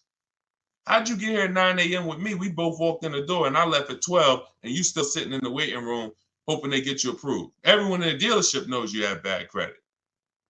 That's the way it is when you're mixing the credit and the car and you have bad credit. So what you need to do is be doing what I'm telling you, shopping for your car, finding the best price car, and then trying your best to find a company. You can try LendBuzz, as I said. But if you're overpaying for the car, if you're just walking into a dealership that you like, oh, I like that, and you think you're going to just have a good time getting approved, you got to understand, you could overpay by $3,000-$4,000 for the car itself, and then you're going to pay 20%, and you're just burying yourself. And that's what most people are going to do, unfortunately. That's not what I want you to do. Okay? So we'll talk more about our online shopping system, new car. I'm sure as we go through more questions on the stream, we'll go more deep into our online shopping system. But that I need to give you, if you have bad credit, challenge credit, repo, you need to have an overview of what your plan should look like, and that's what it is. Shout out to the people running the likes up on TikTok. Appreciate y'all. If you could tap the screen every couple minutes, if you're getting value so far, tap the screen. All right, let's go to, I see you, Uncle Hassan on TikTok. Let's go to you and type your questions, y'all. We're going to try to get to as many as possible. 23 Outback Wilderness, 9,000 miles, certified pre-owned. Should I get a warranty and what would be a good price? Well, you bid out the warranty. Multiple dealers. You call another Subaru finance manager. Hey, I got this 2023 Subaru Outback. I just got it. What could you give me? Can you give me your price on the warranty? You bid that out too. Now, that's the only way to know a good price. See, any question, what would be a good price? Only bids answer that. Now, if you try to answer it your old way, you'll have no price assurance. That means you don't know it's a good price. You're just hoping. And I'm not hoping. Nobody who's learning from me, no one who I show you in these shows, if you're going to do well, you're not going to hope anymore. Hope is not a strategy. I hope I didn't overpay. I hope that was a good price. I hope I got enough for my old car. I hope I got a good interest rate. You understand? That's actually a little buyer's remorse. And we eliminate that. And the way we eliminate it is through bids. So should you get the warranty? Let's talk about that. So here's an extended warranty question. Uncle Hack from TikTok is asking, should he get the extended warranty on this vehicle? So here's what it comes down to. How expensive, how likely is it that things will go wrong with the car, and how expensive are they when they go wrong? Because an extended warranty is an insurance product. It's an insurance product, which means you could pay $2,000 and not use it. Just like auto insurance, right? We pay for it every month. Sometimes, most times, if God bless us, we don't use it. There's no accidents. There's no reason for us to use it. So with an extended warranty, you're trying to measure your risk and say, okay, what's the likelihood of me using this? And I got to use it enough to get all my money back and more. So if the warranty costs me $2,000, I don't want to just get $2,000 in value back, because if that's the case, I could have just, not paid for the warranty. So does the car have a high repair cost? You want to go to Google and type in Subaru Outback, the vehicle you got, repair costs. This is something that we do when we're considering extended warranties. This is step 6 of my process. Sounds like you already got your car. You've already locked up your deal. So this will fall under the paperwork and protection phase. My book is 7 steps. Step 6 is paperwork and protection right before delivery. These are the things we're trying to see. Do they make sense for us to get based on our situation? So with the car, if you see that Subaru you're getting has a high likelihood of repairs and a high expensive repair cost, then you may want to go ahead and get the extended warranty. Now, if you see that the repair cost on that is low, and you could just, again, type in repair. And also, I hope you try to type in longevity. But longevity is something that's above and beyond repair costs, because longevity is when we're looking 100,000 miles, 150,000 miles. What are people saying about these cars? So the repair costs are more over the next 3, 4, 5 years. What is it going to look like? So if you see that this vehicle has higher than normal repair costs, then you may want to go ahead and get the warranty. But if not, then you may want to just keep that $2,000 or whatever you would spend. So, that's all of it. A Mercedes, when people were buying Mercedes from me, I told them buy as much warranty as you could afford, because I knew it's good money. If you spend $4,000 on a Mercedes warranty and it covers you for 3, 4 years, good money spent. Because when something breaks on a Mercedes, on a Range Rover, on a BMW, on a Cadillac, sometimes it's thousands to fix. So one repair on that vehicle could cover the cost of the warranty. But there are other vehicles on the other side of the spectrum, Honda, Toyota, Lexus. There are plenty of vehicles on the other side. Mazda does well. So you want to see where your vehicle is, where your specific vehicle is, and that's how we're assessing our risk. Everything we're doing with an extended warranty is a risk. It's a risk assessment. There's no hard rules, no hard yes. It's literally just trying to assess your risk and making the best choice you can. Okay, Peter, what's going on? Peter from TikTok. 2022 Pacifica, 51,000 miles. Didn't get the extended warranty. Should I try to move the car, keep it long? 2022, I'm guessing it's not a 2022. Are you saying it's a 2022? Did you type that correctly? I didn't even know Chrysler was still making the Pacificas. Listen, there's a hard rule, y'all. Look, who knows what this is? One word if you've seen this before. One word if you've seen this before, you got a free copy of my book. Who knows what it is when I do this? Let me see who's the first person that's going to say. Hold on. Because I know most of you are first timers. If you're a first timer here, type the number 1. But if you know what this is when I pull this out, one word. Come on, all right, I'm not going to butcher your name. But yes, you got it. Elutrio. Depreciation. So I want you to send me an email. If you're on my email list, I think you are, because you got the notification of the broadcast. Send me an email, and we'll need your email. We'll send you a free copy of my digital book, Cars from Home: 7 Steps to Saving Time, Money, and Avoiding Dealerships. Because you're on point. This is depreciation. Whenever we think about replacing a car, this is how we have to think about it. Am I replacing a car when it's losing or lost its most value? This is what people usually do. You buy a car for $30,000. You bring it back the next day, it's worth $24,000, $26,000. You're like, wait, how did I lose that much money in one day? That's what it is. The car's been titled. It's no longer worth what you just paid for it. So, and the more you overpay, the more you lose, because it doesn't change. You could, if you overpay because you don't have any strategy and you end up paying 33, that car's still worth 26. That car's still worth 25, whatever it was going to be. But a year later, you buy a car for 30,000. What's it worth a year later? What's it worth? What if you buy a car right now for 30,000? What's that car worth 1 year later? Average miles. So we're answering Peter's question because he's asking, should he be replacing his car? And then every one of you who are not keeping your cars 8 years, you need to be thinking like this, because I'm about to show you that you're losing a lot of money by not leasing. Thousands of dollars. Okay. I don't think it's worth 10,000, Ken. You buy a car for 30,000, a year later it's probably worth 22 with average miles, 23 with average miles driven. That's the unseen expense. That's depreciation. Goes down like this. So you lose big percentages of your car's value every year in the form of equity. So whatever your car was worth today, a year from now, if you just recently bought it, you're going to lose a large percentage of the value. This is why when people say, and you might have said it, well, I don't lease because I like to drive as much as I want. I don't want to pay for the mile. Well, first of all, you can lease up to like 30,000 miles a year. Second of all, you pay for the miles whether you drive the car or not when you buy it. Well, let's go deep on this.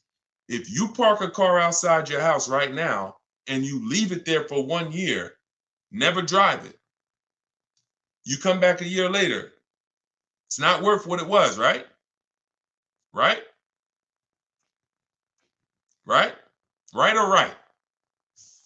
Okay, I want to make sure you're following this, because everyone who hasn't seen this lesson on depreciation, you need to burn this into your brain. It's very simple. It's a high school kid could understand what we're about to go over. So a car that you bought for 30,000 this year is going to be worth 23,000 next year with average miles, and then it's going to be worth 18,000 the next year, and then it's going to be worth 16,000 the third year, and then it's going to be worth 14,000 the fifth year. It's going to keep going down, but there's going to come a point in time where it's no longer losing that much money. Who has a car outside right now? If you've had it for at least 8 years, tell me how many years you've had it outside right now. Type the number of years, not if you've had it for at least 8 years. Because I want to let Peter know that if he's not keeping his car for at least 8 years, he should be leasing. He should be shopping for great lease deals, not great purchase deals. And there's no way for you to get a great deal if you purchase when you should have leased. It's no way. And I'm going to show you that too. Okay, so tell me, let me know. Let me see. How many years have you had the car outside? So Al, I see you've had it for 14 years. Let me know. Who's had a car outside? Tell me the number of years. Greg, I see you, 5 years. Shakita, I said more than 10. Gigi Sweet Treats, I see you on Instagram, 9 years. Jose, 20 years. Okay, Jose on TikTok with the 20-year car outside. Helen, 10 years. Sprice on Instagram, 12 years. Okay, this is what you got to understand. All these people that you're hearing answer, if you are like not an 8-year, 10-year, 12-year, 20-year person, they're not like this with their depreciation anymore. They're like this. What does that mean? The same amount their car is worth today, a year from now, it's going to be worth about that. If their car is worth $7,000 today, it's going to be worth probably $6,500 a year from now, $6,600, $6,700. This is the only benefit of purchasing compared to shopping for great lease deals. So if what you're doing, you heard me 3 minutes ago talk about the money you're losing when you buy these cars in the short term, 10,000. You're losing 1,000, 5,000 this year, 3,000 this year, 20. So if you replace the car in that cycle, you've just lost tons of money because you're literally replacing the car in the biggest depreciation phase. And I always say cash buyers never do this The only people that do this, unfortunately, are people with a monthly payment.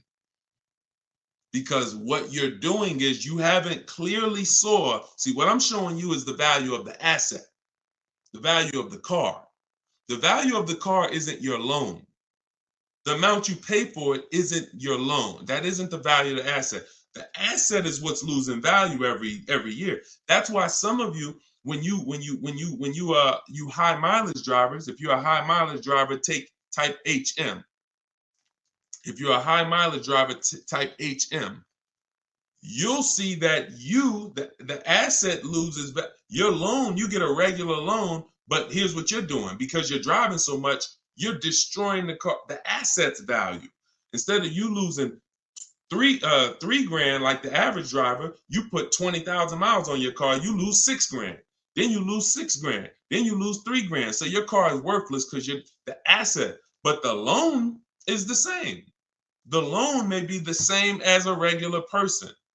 So you have to distinguish this. This is what you should be thinking about. And in the 2 year, anytime you get into the mood of replacing a car in 2 years or 3 years or 4 years or 5 years or 6, this is what you should be thinking about. I'm replacing my car. Some people will pay off their car, take a 6-year loan, pay off their car, and then go trade the car in and do it again with another car.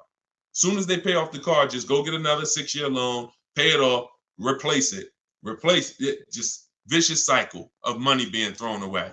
So you saw the first way to avoid that depreciation cycle. I just laid out with long-term ownership. You saw the people, 8 years, 10 years, Jose, 20 years on TikTok. This is all long-term ownership, avoiding depreciation. Here's the other way. Great lease deals. Not average lease deals, not commercials that you see saying, hey, come lease this car, $400 a month with 4 grand down plus tax.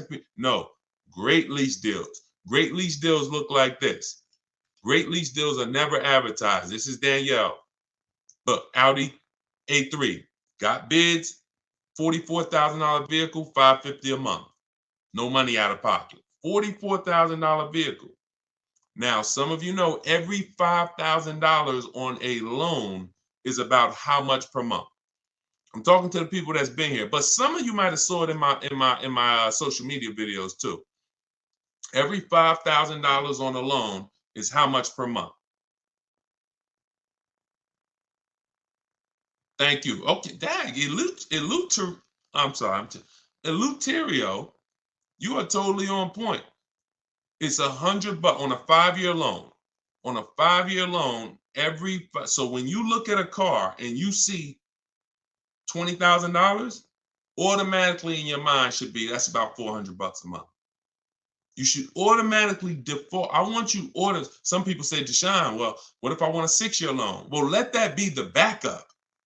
Don't default to a 6-year loan. Default to a 5-year loan. Because if you get a 5-year loan, you spend less money than if you get a 6-year loan. So default to a 5-year loan. When you look at a $20,000 car, say to yourself, it's about $400 a month. You look at a $40,000 car, it's about $800 a month. Because I remember every $5,000 is about, we all assuming money down. Well, I mean, no money down. We all assuming no money down. Every $5,000 you borrow on the loan is about $100 a month, depending on the interest rate. So this same car that Danielle is leasing for $550, somebody is paying $800-900 a month for it right now. Got the same deal she got, except they purchased and she leased. This is what you should be shopping for. Let's look at Benita. Now let's do something with a price. Look at Charles, $48,000 Hyundai Palisade. He leased it, got his bids. Because I know some of you look and saying, yo, how do you get these deals? These don't look like the commercials. No, we use a different system, a bidding system. That's how we get these deals. When you have 5 dealers competing to get you offered, this is the deals you're going to start getting too. When you go into one dealer and go back and forth, 80% of dealers are overpriced. So you're not going to see these numbers. You got to sit at home and bid and let these dealers come to you. But look, he's paying $597, $48,000 Hyundai Palisade. That same vehicle, no money down, It's rounded up to 50,000. That's almost $1,000 a month for 5 years. Even if somebody took a 6-year loan on it, there's people right now probably watching this. You got a Palisade, no money down. You're paying $900 a month. So this is, look, he's paying $597. So when we start, and I'll share more as we go into more questions. When you look at what I just told y'all, I told y'all this is the danger zone right here. You want to be over here 8 years or more, or you want to be over here shopping for great lease deals. You don't want to be purchasing, owning cars, replacing cars in this period, 2 years, 3 years, 4 years, 5 years. You are losing the most through depreciation. And somebody who's leasing is just really keeping thousands of dollars more in their household, driving better cars than you, because they're not putting the kind of money into a car you're putting in. They're only paying their little monthly payment, driving brand new cars, and paying a small amount for their usage. The people over here that have kept their car 8, 9, 10 years, they're keeping thousands in their household because they paid off their cars. Now their car's no longer depreciating, and they can just do what they want with it, have it in their household, and they've won. You in the middle are the ones that's losing, and you got to get out the middle. That's what I'm trying to tell you. It's the cute face, the mileage you pay for no matter what. Cute face on TikTok said the mileage though. You see, the problem is you've heard people who got a 10,000 mile a year lease knowing they should have got a 15,000 mile a year lease. Let's really get to it. People, I've watched them. I don't know why. Go in knowing they drive 15,000 miles per year, but yet they sign a 10-year lease, a 10,000 mile a year lease. It's the most, you want to not enjoy, you want to mess up your lease, then they blame the lease. I'm not saying this is you. If you drive 18,000 miles a year, you get an 18,000 mile a year lease. I had a guy come in, some of you know the story, when I was a manager at Hyundai for a couple weeks. Wasn't for me. I left after 6 weeks, but I got a chance to see something there I'll never forget. Guy came in, he was returning his lease, and I was helping him do the paperwork. I said, I looked at his mileage. He had like 72,000 miles on it. I said, you leased this? He said, yeah, I'm in sales. That's all I do is lease. I said, oh, that's crazy. He said, yeah, I drive like 25,000 miles a year. I pay my lease payment. I bring that car back every 3 years. I just get a new one. I said, wow. Because I know what he was, I knew what he was avoiding, because I've had people come in, that kind of mileage on their cars worthless. They still owe a ton of money, 10 grand, 12 grand, negative equity all the time. So their car's worth 10, but they owe 20 on it because the mileage, it has 120,000 miles. It's ridiculous. I see it all the time. So when I went and I did his paperwork, I saw he was only paying like $150, $175 a month more than a normal Hyundai Sonata. So if a normal Hyundai Sonata was leasing for $350, he was only paying like $525 or whatever it was, whatever the number was. It was less than $200 more for him to drive as much as he wanted to drive. So it makes no sense to literally get buried in negative equity because, I'm going to buy my car. It changed my perspective. That's when I started telling my high mileage clients about high mileage leases, because you pay for that's what you got to understand. You pay for the mileage whether you buy or lease. If you lease, you are trying to make your deal upfront for the usage. If you buy and you drive 25,000 miles a year, look, this is the normal driver. This is the normal driver. This is the high mileage driver's vehicle value. So that car was worth 40, but you put 75,000 miles on it in 3 years. Now the car is worth 20. You killed $20,000 of value in 3 years because you're a high mileage driver. So you pay for it. That's why I call this the unseen expense. Depreciation is the unseen expense. And those who want to win, you need to account for it. You need to base your vehicle purchases off of it. If you are a short-term person, 3, 4, see, we've heard that term, right? Depreciating asset. What does that mean? The last 10, 15 minutes, I've clearly told you this is what that means. It doesn't mean, oh, it just goes down in value.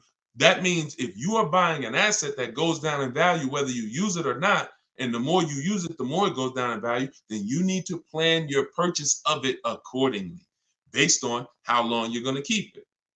But I'm also telling you that the depreciating asset eventually stops depreciating a lot. That's the people we talked about 10 minutes ago. 8-year, 10-year, 12-year people.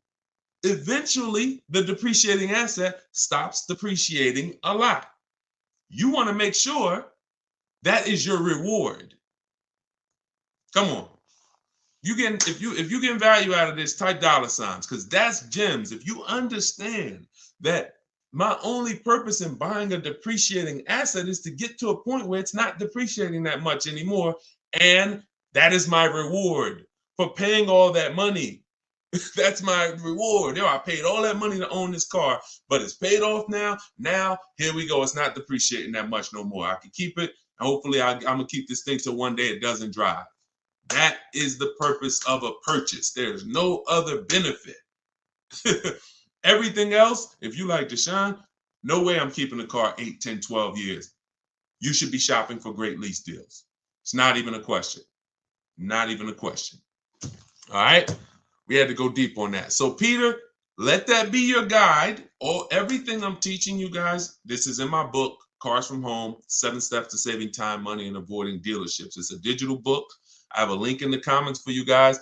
I have the banner up here so you guys can scan it. If you're watching us on TV, you can scan it and you can get your book for 75% off. It's normally $97, but part of our launch, our welcome offer, everybody, you can get yours for $24, but you only got 30 minutes. Once you visit that site, deshonesbook.com, that timer starts ticking, and once it gets down to 0, price goes back up to $97. So get your book, and yes, YHLDQ. All right, you got a lot of letters in your name on TikTok. Bravo, there you go. Plan properly, execute as such. There we go. There we go, Carla. See, you're getting it. Depreciation is the unseen expense. Yes. I love it. It's clicking. All right, let me go back to Instagram. Let's see if we got any questions on Instagram. Hold on. Type your questions on Instagram. Let me pull another one in from, hold on. Let me pull another one in here. Hold on. Claudia.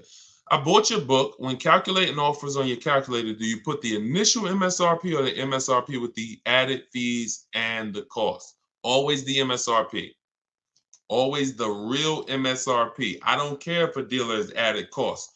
When we're comparing offers, we are only comparing other, because every dealer doesn't have those fees.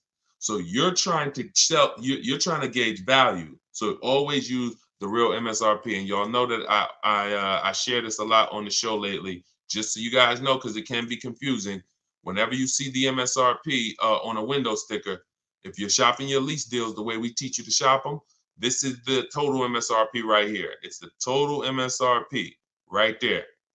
If they have a little addendum over here with some added numbers to it, that's not what we're using to calculate when we divide our monthly payments into the MSRP, and that's how we get the 1% lease deals, or the because everything we use to calculate great lease deals is based off of the 1% lease deal rule, which has been around probably longer than all of us.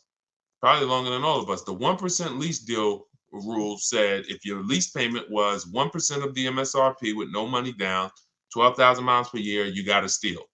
So everything we do from that is gauging, 1% and under is a steal.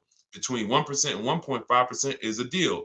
And above 1.5%, we don't take those. It's too high. You're paying too much money for a car you're giving back. But we don't go in. We don't go in saying, hey, get me under 1.5%. We get bids, because all these people that you see, Danielle got a 1.2% lease. Bonita, Charles on his Palisade. My God, some of you saw Kimberly's deal. She got under 1% on her new Maserati, 1.09%. Frina got her Jeep. Look, 0.88%, staying $579 a month, $65,000 MSRP on her Jeep. If they would have went in targeting, hey, yeah, get me here, then they would have lost. If they would have said, man, get me to 1.2%, they would have lost. You get bids, you get 5 offers, because 4 are going to be overpriced in most cases. 80% of dealers are overpriced. That's the data we've seen. And then you let the bottom of the market reveal itself to you. Okay? We don't know what we're going to say. We don't know how much money we're going to save off a car. We don't know until we get those bids, and then the bottom reveals itself. So we're never fishing for the bottom. We're getting bids and revealing the bottom. Okay, Rev Michael Dancy, what's up? I'm waiting for the 2025 miles to come in so I can capitalize on the 2024. That's cool if they're still around, for certain. Yeah, but make sure that you compare, because you want to have enough 2024s to get bids. You want to have, a lot of times, if there's a lot of leftovers, then you could do well. If there's not too many leftovers, sometimes the only ones that are left over are the ones with all the equipment. Like whenever we had the leftovers, the ones that were the most popular, they sold quick. But the ones that were left over, they sold, all the ones that had a bunch of equipment packages that weren't really popular, those were the ones that were left over. But it's different now. Inventory is back. A lot of dealers have tons of inventory now. So that could be a good strategy. But I like the idea of being in the market 3 months before you need a car, and then, being positioned so when a dealership needs a car, a sell desperately, you're the one they call. Because most people, Michael, they're going into dealerships and they need a car today, this week, maybe this month, latest. That's most people. So they're not going to be able to be positioned, unfortunately. That's why I don't want you emergency shopping anymore. I'm talking to everyone. When you're using a bidding system, you're reaching out, you're contacting multiple dealers. I have a system in my book, I call it the 25 to 5. This is for new cars and leases, 25 to 5. So we're creating contact with 25 dealers on their website, telling them what we want. We do this in 20 minutes, literally 20 minutes, because I also have, things you copy and paste in there to make it quicker. But once you do this, now what you're doing is you're seeing who has a car, and then you're sending a template to request a quote, and then we say out of 25 dealers, we're going to get 5 quotes, at least 5 to 7. If we don't like those quotes, we've already told them in our initial email when our deadline is. This is important. This isn't information we hold back. We say, hey, I could buy a car today. Whenever we reach out, we always say, this is built into my template. This is something you want to say. When you reach out today, I could buy a car today. That lets them know you're a serious buyer. But I don't need a car until this day. We call that our no later than date. Why that's important? Because a dealer's mind is about today. So when we say I can buy a car, I can make a deal today, it gets them excited. Oh, I got a serious buyer on my hands. But when we say, hey, but I don't need a car until end of the summer. I don't need a car until winter. I don't need a car until such and such. Now that's a takeaway. That's a psychological takeaway. So it makes them want the business more, but they know, okay, I got all these people in my showroom now. Let me handle them.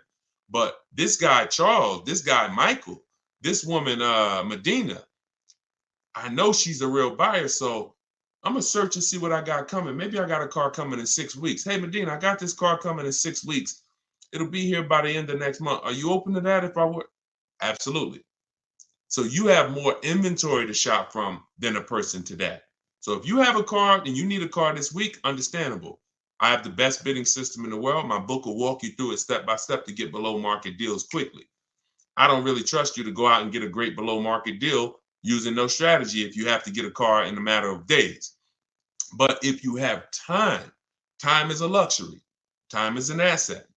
Time is something you should be shopping 3 months before you need a car, because deals change every month. Every month programs change. Used cars, pricing trends change. You can see the prices go down. You can see them go up. There's advantages to having time. You could also, when we shop for used cars, our best deals aren't when we go to the marketplaces, Auto Trader, Car Gurus, all of these marketplaces we shop on. They're not there. We look at the market and we create accounts. Why? Because once we put in what we're searching for, we get alerts of new inventory. Watch this. If I want, I can't teach you. You can't get a below market deal. Dad, y'all running the lights up on TikTok. Shout out to the people tapping the screen. See y'all. Appreciate y'all. You can't get a below. The first step to getting a below market deal is you got to know what the market is. Because most people are paying market value or above. That's a $3,000 to $5,000 price increase. $3,000 to $5,000 from average market value to above market value. That's what most people are paying with no strategy. Because if everyone was getting below market deals, they wouldn't be below market deals. They'd be average deals. So now the people with strategy that I'm teaching you, the stuff that you're learning, you need to see those above market offers so that you know you're paying below market. Okay?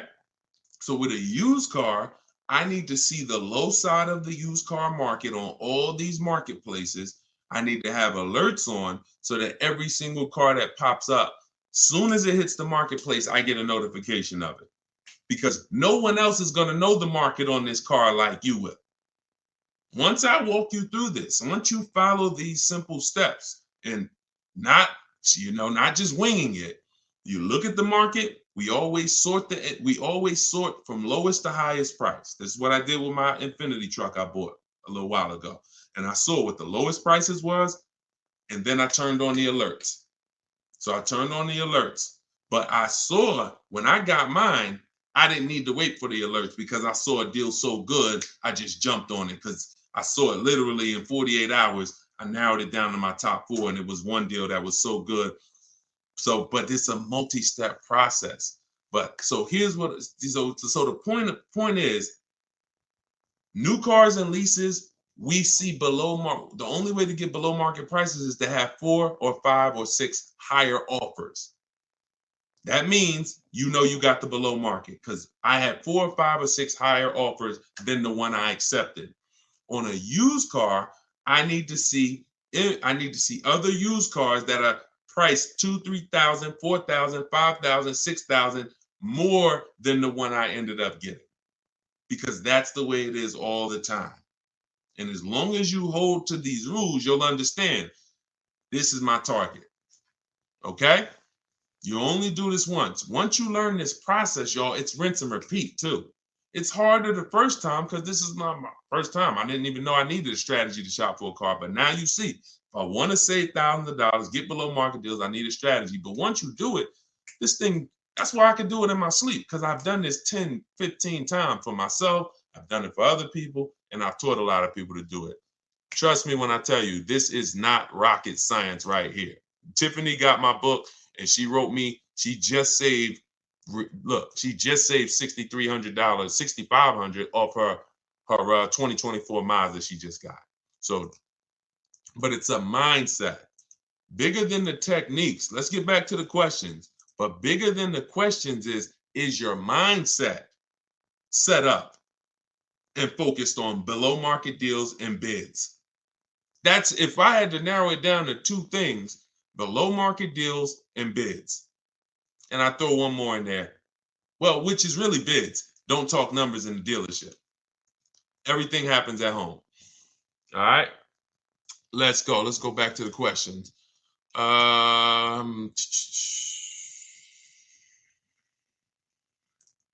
All right. Queens Medina says, so it's not a whole lot of Mazda dealerships in the area for competition. Go wider.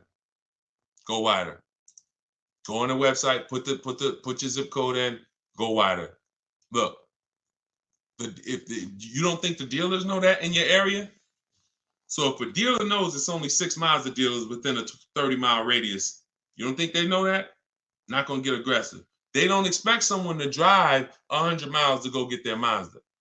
Shonda was getting a Volvo a year ago. I remember this young lady. She was in my, and anyone who wants to know more about my actual video program, my coaching program, you can go to my bio after. Sometime you can attend my free masterclass, Everything You're Doing Wrong, Buying, Selling, and Leasing Cars. That's a 1-hour class. We go very deep, but I got slides, leasing versus buying, very deep. And, but she's in my program. So, but the steps are the same. See, my program, 7 steps. My book, 7 steps. Same thing. Just get in where you fit in. So she said she's in Northern California. She said, Deshone, I'm said I'm shopping for this Volvo. No dealer in Northern California came close to this dealer in Southern California. They're saving me like $3,000 above my best deal I got so far.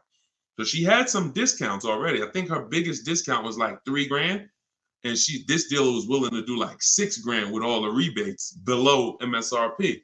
I said, so what are you gonna do? She said, I just got a plane ticket. It was $70-something. I said, that's what I would do. I would be on a plane, going to pick up my new car, knowing that this $75 just saved me $3,000 on a plane ticket. We got to be willing to go wide, and that's the science of shopping from home. We don't care. Sean saved $20,000 on his F-150 truck. Some of you saw him. So if you're new to the show, you've never seen him. But F-150 Lightning XLT, $73,000 truck. He saved, 15.5 plus 49, a little over $20,000, $20,500. But one thing he said, which is important, I said, is this the best offer? Because listen, I didn't know. Could have been more. We could have got more. I said, I haven't seen the other offers yet, but I'm assuming you got at least 5. You're saving over $20,000 on this with the discount and rebate. But the only way to know that this is the best deal is to compare to the other offers. Is this the lowest? If so, slam dunk. He said, guess I could have put a little more info. Yes, I got about 15 quotes. Couldn't find anything under MSRP. Follow me. He said, I expanded my search to 150 miles outside my area to find this deal. I'm going to another state to pick this up, which is something I never would have thought of before. You think he cares about shopping cross state lines anymore? You think you get what I'm saying? So it's a program way to shop that makes the dealers money. And in order for you to save all the money, you now have to step out of that program and let everybody else run that old way. Let everybody else go in and go back and forth with one dealer and think they won. Let everybody else do that. You are going to break away from that, and you're going to sit at your house, and you're going to use a computer or phone, and you're going to have these dealers bidding, and you're going to see the most money you've ever saved in your life, and you're going to have price assurance, guarantees. I always say, if I ask you when you get your car, hey, bet me $500 I can't get a better price than you just got right now. Most of you would say no, but Sean would say, man, bet me. Let's go. If you find a truck more than what I just got, anyone who's using a bid, when you get your bids and that's the deal you accept, Tiffany, when she just got her Mazda, she got bids. If I was to bet her, she said, yeah, I'll take that bet. Because I know I saw a lot of offers. I know I did 25 dealers. I know you ain't going to find something better than what I got. And that's what I like. That's what I want for you. Okay? So forget about your area, Queen Medina. Just bought your book. Awesome. True Southern Girl on YouTube. Enjoy it. Use it. And everybody do like what Tiffany did. When you get your deals, write me, email me, so that we can bring them onto the show. Okay? I don't know why my live just ended on TikTok. Hold on. Why did my live just end out of nowhere on TikTok? Hold on. Let's get TikTok back. Technology sometimes. All right. That's coming back. So, all right, let's go to Instagram for a question. Let's see. Are y'all typing questions on Instagram? I see a lot of people, but I don't see a lot of questions. No. All right, let's go back to YouTube. Instagram. Type your questions. I don't see your questions here. So, I'm looking at Elite Travels. I'm looking at. Why is it saying my internet connection? Okay. All right, we're gonna let TikTok do what it's doing right now. I'm looking at a Lexus IS 350, fully loaded, monthly payment $710, 0 down, car worth $51,000. You don't know if you can't tell me that dealer you are buying from beat at least 5 other dealers. Hold on.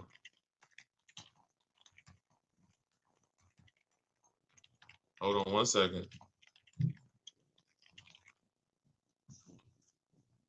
Okay, let's get back here.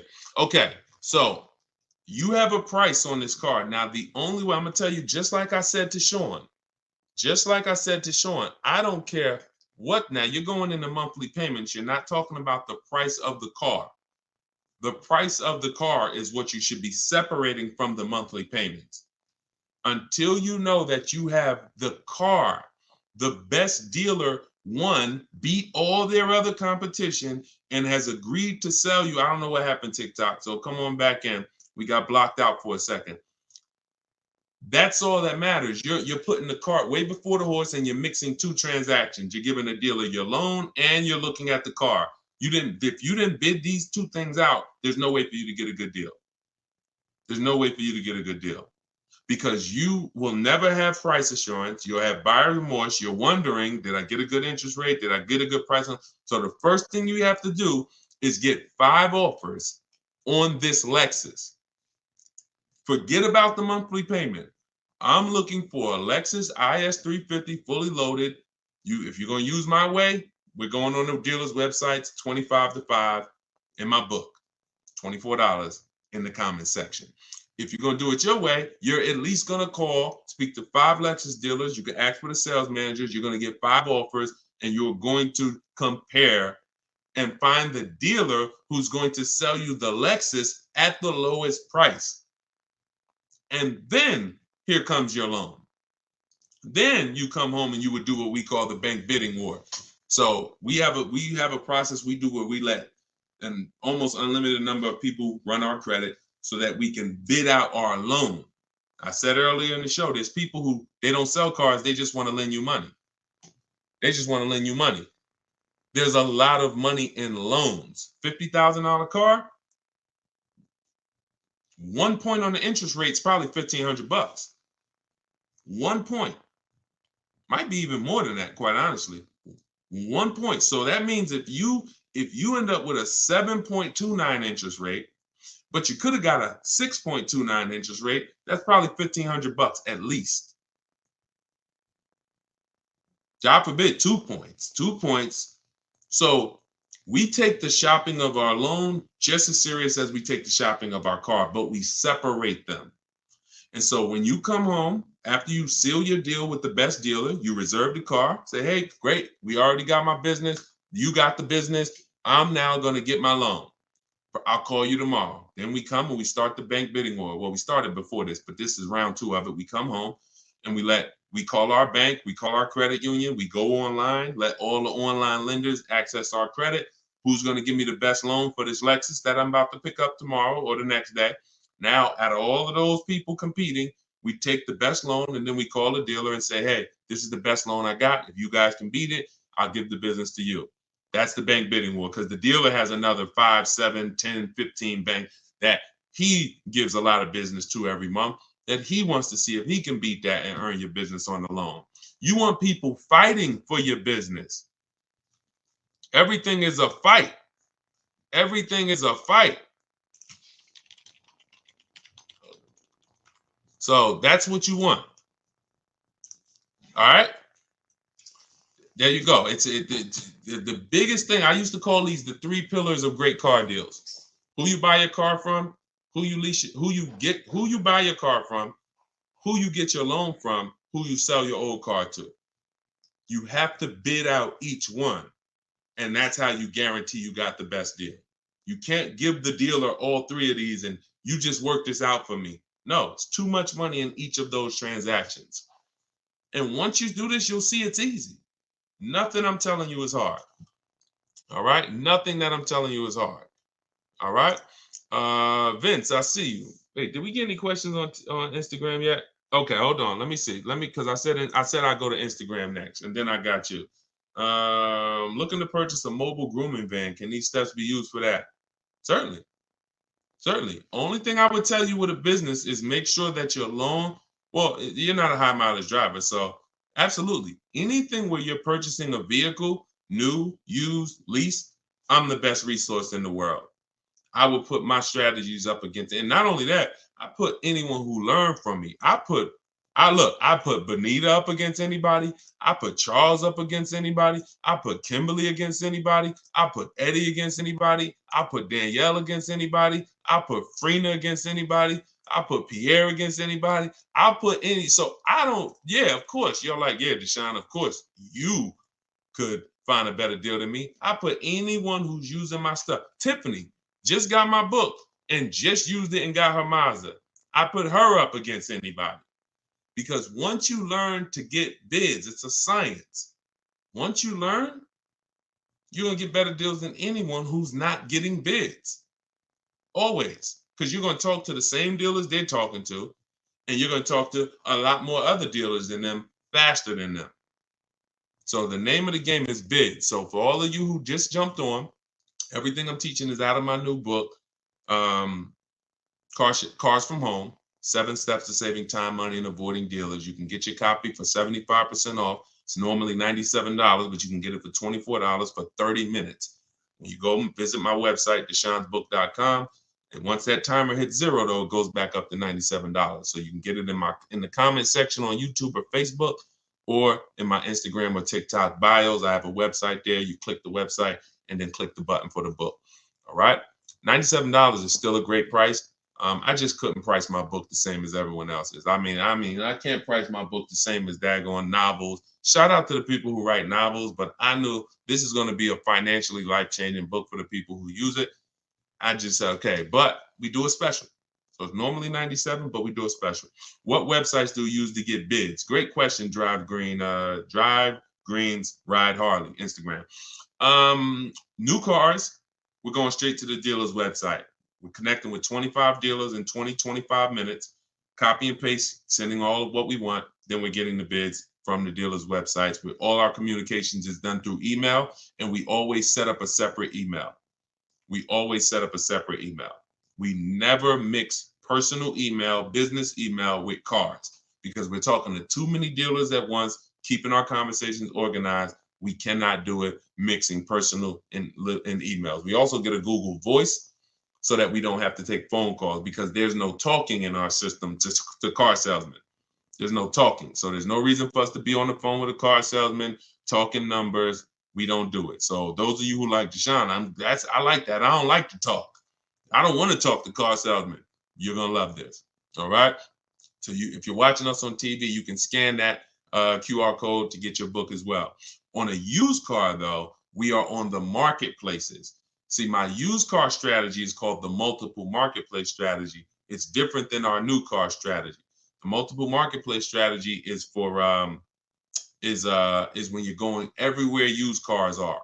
You're going to cars.com, Carfax, Auto Trader, Car Gurus, Driveway, Carvana, CarMax, eBay Motors.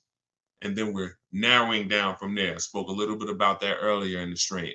So it's 2 totally different systems, 2 totally different shopping strategies. All right. And let's pull that in. Hi, is Limbuzz to credit acceptance? No, Limbuzz is not credit acceptance. I don't believe they are. I think Limbuzz is a startup. They recently started that company a couple of years ago. Vince, I have a 2013 Volkswagen Jetta. Oh, it's 6,000 negative equity, low credit score. Can I sell it and get a new truck? First thing you want to do is the equity assessment, because I don't know where you're coming up with that 6,000 negative equity number. There's only 3 ways to get out of negative. There's only 3 things you can do for all of you who have negative equity. 3 things. And most of you should be transitioning to a lease, because the cause of your negative equity is not leasing, but trading in cars. Look. When you trade in your cars or replace your cars in this cycle while you still have a loan, that's the formula for negative equity. Because you lost so much value, but your loan didn't get, your loan's still moving like this, creeping. But your car's value drops like a rock. So 3 things you can do with negative equity. You can either get the bids, call your bank, get your payoff. Then you're going to get the bids from the highest bidders. Kelly's Blue Book, Instant Cash Offer, CarMax, Driveway, Carvana, AutoNation, Sell My Car, and Car Guru Sell My Car. 6 bids, 3 from local dealers and 3 from online car buyers. That's done in like 20 minutes. That's our equity assessment process. See, we're bidding out to see the most money someone will pay for our car. We're not going to a website, putting in 3 things and, oh, your car's worth $30,000. That means 0. It's trash. We are going through these 5-minute appraisals, telling them about our car, and then getting offers. Then we see where our negative equity is. Now, whatever your negative equity there is, that's the smallest amount you're going to have. I would pay the difference. If I had the cash, that is what I would be doing, paying the difference. Because when you can't pay the difference, you must now trade. This is the only time we trade. The only time we trade a car is when we have negative equity, because we need the dealer who we buy the car from to wrap our negative equity into our new deal. So that's the only time. So if we can't pay the difference after we do the equity assessment, now we're going to now look for our new car. Let's put our old car on hold. I sold my equity, negative equity. I can't pay the difference. Now I'm going to move in to shopping for my replacement car. Once you get your bids, now you look up and you say, okay, this is the dealer that's going to sell me the new car for the lowest price. Now, once you find that, now you're bringing your car over and you're asking them, hey, what could you guys pay me for this? I'm going to add this car to the deal, or have them look at the car, because now don't expect them. You're going to have a higher amount of negative equity, because they're not going to be able to beat the highest offer. If CarMax was the highest offer, they were paying you 20 grand. The dealer who wins your business is not going to pay you 20 grand. It's not worth that to them. They might give you 17. They might give you 18. So don't say, oh, well, CarMax was going to give me this. That's why I told you step 1 is to pay the difference, because those are the highest offers we're going to get. Then if you can't, you bring your car over. But if you have too much negative equity, you're going to have to, you can't do that deal. You can't slap 10 grand of negative equity on a $30,000 car. The bank won't approve it. It's something called loan to value ratios. So when the bank sees, okay, this car is worth $30,000 they're buying, but they're asking us to lend them $40,000. Why? We're not going to do that. You can have a 900 credit score. That's why I call negative equity the bad credit for people with good credit. Because too much negative equity, you'll leave with no car. The bank can't do it unless you put money down. These are also the only scenarios where you must put money down. You can't do a no money down deal, because they're telling you the bank won't approve all of that. So in order for you to get this approval, you got to come up with like 3 grand, because you have too much negative equity. But you still need to bid out who you're getting the car from, because if you bid out, now pay attention here, very important. When you get bids on who you're getting the car from, you never know if that car has rebates on it. You never know if you're going to get how much of a below market deal you're going to get. And the more below market deals you get, the more room you have to bring negative equity over. See, if someone's buying a $40,000 car, but they got it for $35,000, let's use Tiffany, for example. Let's use Tiffany. This is a perfect example, and I've never done this before, but I'm glad. So Tiffany bought a $44,000 vehicle. She got it for $65,000. She got $6,500 off. So now the bank will lend, usually with good credit, 20% above that MSRP. So if her car was $44,000, the bank will lend an additional 9 grand above that number, above the 44. So she got such a good deal. She got the vehicle for $38,000. Let's just say, for an example, she had 8 grand of negative equity she wanted to bring over, and she wanted to do no money down. She'd still be under the loan to value ratios because she got such a deep discount. See, the loan to value ratios doesn't change. If she got a $10,000 discount, that gives her more room if she had a bunch of negative equity. So if you don't know how to shop and get bids for the new car to save all the money, you're really eliminating any, possibility you have to bring over a good amount of negative equity, because you are just not getting enough off the car to make it make sense. So that's why even when you have negative equity, if you can't pay the difference between the car and the online bidders, you still want to take the second part, which is getting bids for whoever's going to sell you the car seriously, because if you don't get a good discount and you try to slap all that negative equity over, they're not going to allow it. And then you're stuck. Or you're not stuck, you just need to stay in that car and pay down the balance more. So those are the solutions for negative equity. And then the biggest thing is stay out of it. Stop buying cars that you're not keeping 8 years. Start getting great lease deals like we teach, and you won't have this problem. Everything we talk about, y'all, is in my new book, Cars from Home, 7 Steps to Saving Time, Money, and Avoiding Dealerships. It's everything I teach in a step-by-step way. Lease deals, selling cars, selling leases, getting new cars, getting used cars, bad credit, high mileage drivers, all in there, broken down into 7 steps for different types of people. So it's normally $97, but I'm gonna post the link in the comments for you guys on Facebook. All right, and YouTube, there's the comment for you. And if you're on Instagram or if you're on TikTok, it's in my bio. You click that link. As long as that timer didn't hit 0 yet, you got your 75% off. You can get yours for $24. And this is what we do all day long. Insider strategies, get through as many as we can. We've been on for about an hour and 15 minutes, so we'll wrap for today. When you see the rebroadcast, make sure you tell your friends about it. We rebroadcast these shows all day long, so even if they couldn't join us live, they can get value from the rebroadcast, all right? I'll see y'all in the next stream. Shout out to y'all. Have a great evening. God bless you.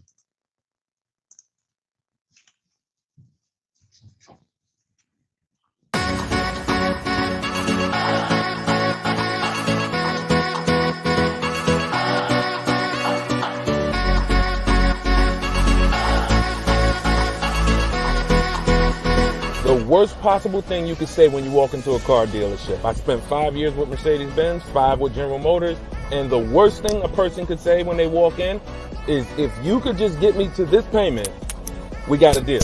So your loan's probably still like 19, which means you got to pay to get out. You're upside down. It's called negative equity.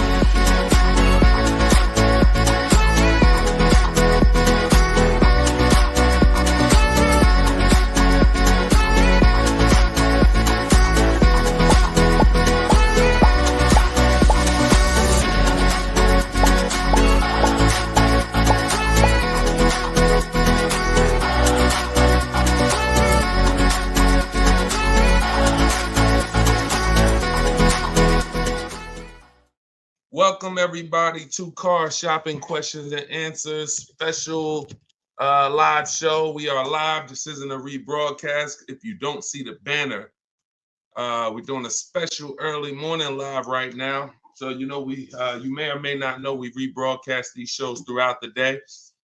I'm your host Deshone, publicly known as Deshone the Auto Advisor. Spent 14 years in the car business. Now what I do is help everyone willing to listen, learn the science of car shopping from home, and how to stop negotiating and start making dealers and banks bid for your business. And that is how we save more money in less time than you will save spending hours and days at dealerships like you are most likely used to. So you guys can start typing your questions in. I do have my man Dolan moderating in the background. He'll bring the questions into the show. I always like to do a little housekeeping. I'm the author of the new digital book, Cars from Home, 7 Steps to Saving Time, Money, and Avoiding Dealerships. We are currently rated at 4.94 stars. Actually, right now, I got to do another screenshot. We got 35 ratings and 28 reviews. So thank you to everyone who's reviewed the book on Goodreads. And you can get your copy for 75% off during the show in my TikTok bio or my Instagram bio for 30 minutes. Okay, it's normally $97. We also have a comment in the Facebook and YouTube section, in the comment section. And we're going to put a banner up. Dolan, can you throw that banner up for those who may be watching us on TV so they can scan it? You can just scan that QR code with your mobile phone.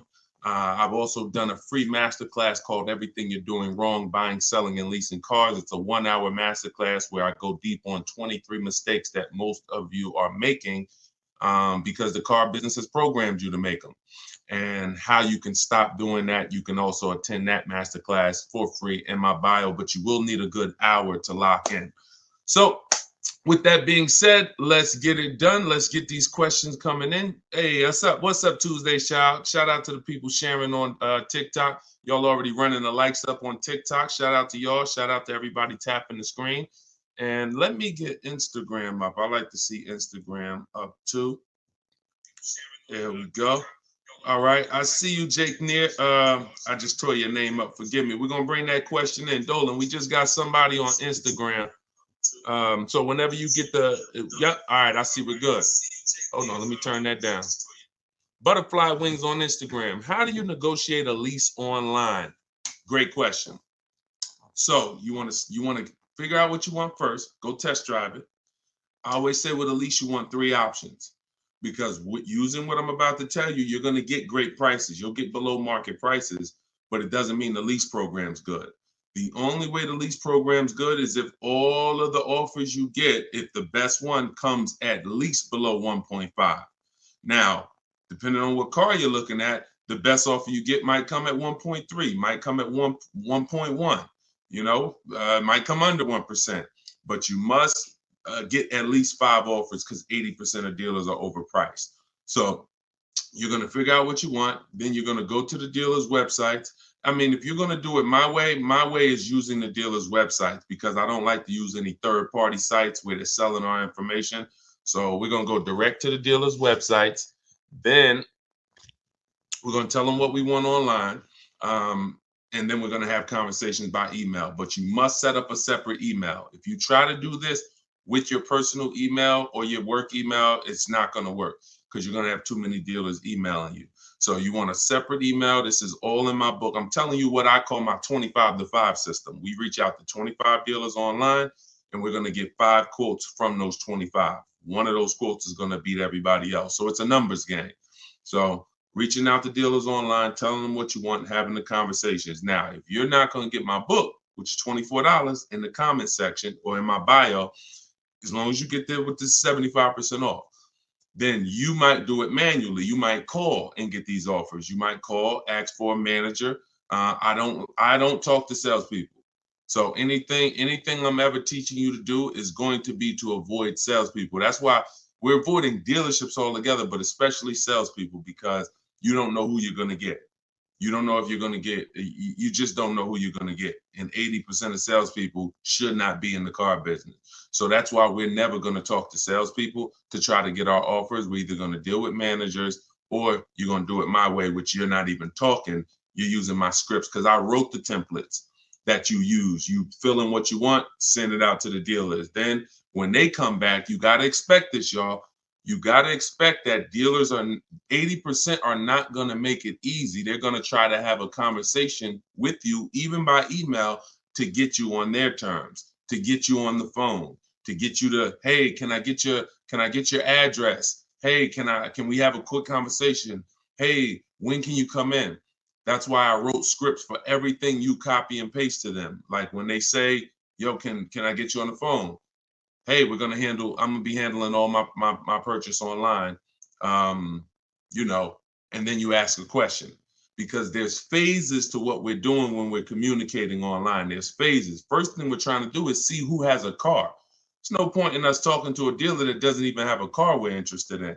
That's why the first thing we're doing when we contact them is letting them know this is what I'm looking for.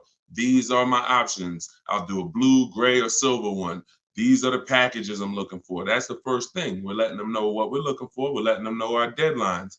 So if you don't have a car, we're not even talking and moving to the next step. So the first conversation, the first set of scripts that I wrote is to verify who even has a car. Then once we verify who has a car, let's say we connect with 25 dealers online like we do, then you're going to come down and say, all right, and this is the only bad part I'm telling you about calling around. Because if you talk to managers, you don't know who has a car. So that's the first thing. Before you request a quote, get a price, you must verify, do these people even have a car that matches something that I would consider? So once you verify that, now it's time to request the offer. And our goal is to get at least 5 offers, 5 to 7, because 80% of dealers are going to be overpriced. And you need to reveal that to yourself. When you start seeing these offers, how am I looking at the same car? One person is $20,000, another person $23,000, another person $25,000. That's the way it works. You know, Tuesday Shout, this information is priceless. I appreciate you. That's what we do. And we only do it for the people who are locked in. A couple of you are locked in, and that's who you are, who I'm here for. So so that's what you want. You could either do it manually or you could do it my way using emails. It's up to you. But I didn't want you talking, because I know the more you talk, the more you're going to mess up the deal. No offense, I wouldn't talk. I'm a great negotiator. I wouldn't talk. The more I talk, the more I'm messing up the deal. The more I give up. We don't want to be in a verbal battle. Because again, we're not negotiating traditionally anymore. We're not doing what's called one-to-one negotiations, where you're sitting down with one person looking to get a deal. We're doing what's called one-to-many negotiations, which is how you save the most money, because when other people know you are shopping multiple offers, they're kind of negotiating against each other versus negotiating with just you. So, all right, that's how you got to do it if you want to do it quick and save all the money. Okay, go ahead, Dolan, shoot the next one in. We are live. I know y'all are not used to seeing us live this time. Whenever you don't see the banner above me that tells you the times we're live, that means we're live. So we're just doing a special early morning here on the East Coast live. But you know, we do broadcast these shows throughout the day, so you can be seeing this at any time. And we found that a lot of people get value out of the live show or the rebroadcast, because the people who are live with us are actually asking the same questions that people would be asking, you know, whether they're watching the rebroadcast. Okay, this is from Instagram. My lease is ending in October. I received a text from my dealer that they have great deals available. Absolutely. Should I even explore those offers at this point, or wait until my lease ends? That's a great question. Would you ever get a text that said, we have bad deals right now? No, right? The only text you're going to look, who's getting calls right now from dealers, just so we can let this young man I can't tell by your name, just so we can let this person know that it's not just them. Who's getting texts, emails, phone calls right now? We have great deals right now from the dealer who sold them their car. Type me if you are getting those calls or texts. All right. Look. Look, on all the platforms, we got people typing me. So you understand, it's not just you. These are automated things. Even when they call you and say, hey, look, look, everybody. Even when they call you and say, hey, your 2019 Subaru Impreza, that red one you got. Matter of fact, you could have the most one-off color. You know that lime green Subaru Impreza you got? I got somebody looking for that exact car. This is all automated stuff. This is all templates. That's the reason why we use templates. That's the reason why I want you to use templates. The templates in my book. You know, because this is copy and paste. Hey, Jim, the deals are great right now. Hey, Jane, we could get you out of your lease early. You know, if we could just have a short conversation. So before you even think about anything, I need you to never fall for that. Never think this is an isolated thing for me. This is a template that goes out to thousands of people, and my name and information is filled in, even when you get letters to your house. So now we don't want to emotionally react to anything when it comes to car dealer marketing, because it works very well. It works on the public very well. That's why the showrooms are packed at the end of the month, at the end of the year. That's why it's marketing. It has nothing to do with getting great deals. Now, what you should be doing is controlling your deal. First thing you're going to do is decide whether you're leasing or buying again. If you're not buying your car to keep it 8 years to beat depreciation, then you should not be buying. You should be leasing. So if you're already in a lease and things haven't changed, like me and my wife, we went from leasing. We leased our last five cars. And then, you know, I noticed my wife kept getting the same color vehicle. I said, look, do you really want a new vehicle every couple of years? She said, I could keep a vehicle 8 years. So we ended up buying something. So once we decide we're long-term, we're going to beat depreciation, that's the purchase route. Now, if we're not, we're leasing. So once we are shopping for, once we decide that's step one in my process. See, I want you guys to get familiar with shopping with a process versus just winging it. Step one is leasing versus buying, because if that's the foundation of your car deals, if you structure your deal incorrectly and you purchase what you should have leased, there's no way for you to get a great deal. You're going to overspend by thousands of dollars. Doesn't matter. Okay? Doesn't matter. So now, once we move past that, we need to do an equity assessment. We need to see, can I get out of this lease early, or am I going to wait until the end? That's the simple answer you're looking for. Now, there's three types of equity assessments. There's equity assessments for people who have leases that they need to see if there's any money in them. There's equity assessments for people who have vehicles they own or finance. And then there's equity assessments for people who have third-party restrictions on their leases.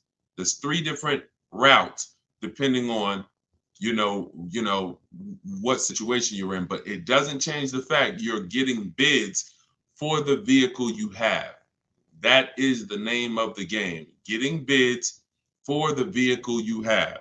So you're going to call your bank. In your case, I'm going to tell you how to do the lease equity assessment because you don't own this vehicle. So somebody else on here, if you want to ask a question about, okay, Deshone, well, I need to replace my car, but I own it or I'm financing it, then you can ask that question. But in your case, what you're going to do is call your leasing company, get your payoff, and then you're going to ask them, do I have a third-party restriction?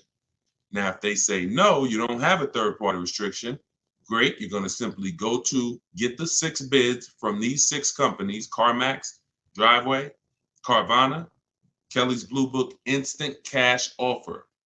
The Kelly's Blue Book Instant Cash Offer tool, where they connect you with a local dealer who makes you a cash offer. And AutoNation, Sell My Car, and Car Guru, Sell My Car.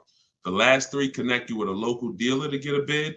The first 3 are online car buyers. These are the most savvy car buyers. They cut checks instantly. This isn't like listing your car privately. This is like, hey, I come in, I see you do an inspection, I leave with a check. So these are the bidders right here. So this takes 20 minutes. When you go on these websites, you're going to see a question that says, is your vehicle owned, leased, or financed? You want to put owned. You want to put owned. So if you don't have a third-party restriction, you simply reserve the right to sell to the highest bidder, but you're going to need to now put that offer on hold, and then you begin shopping for your replacement car. But only if you have equity.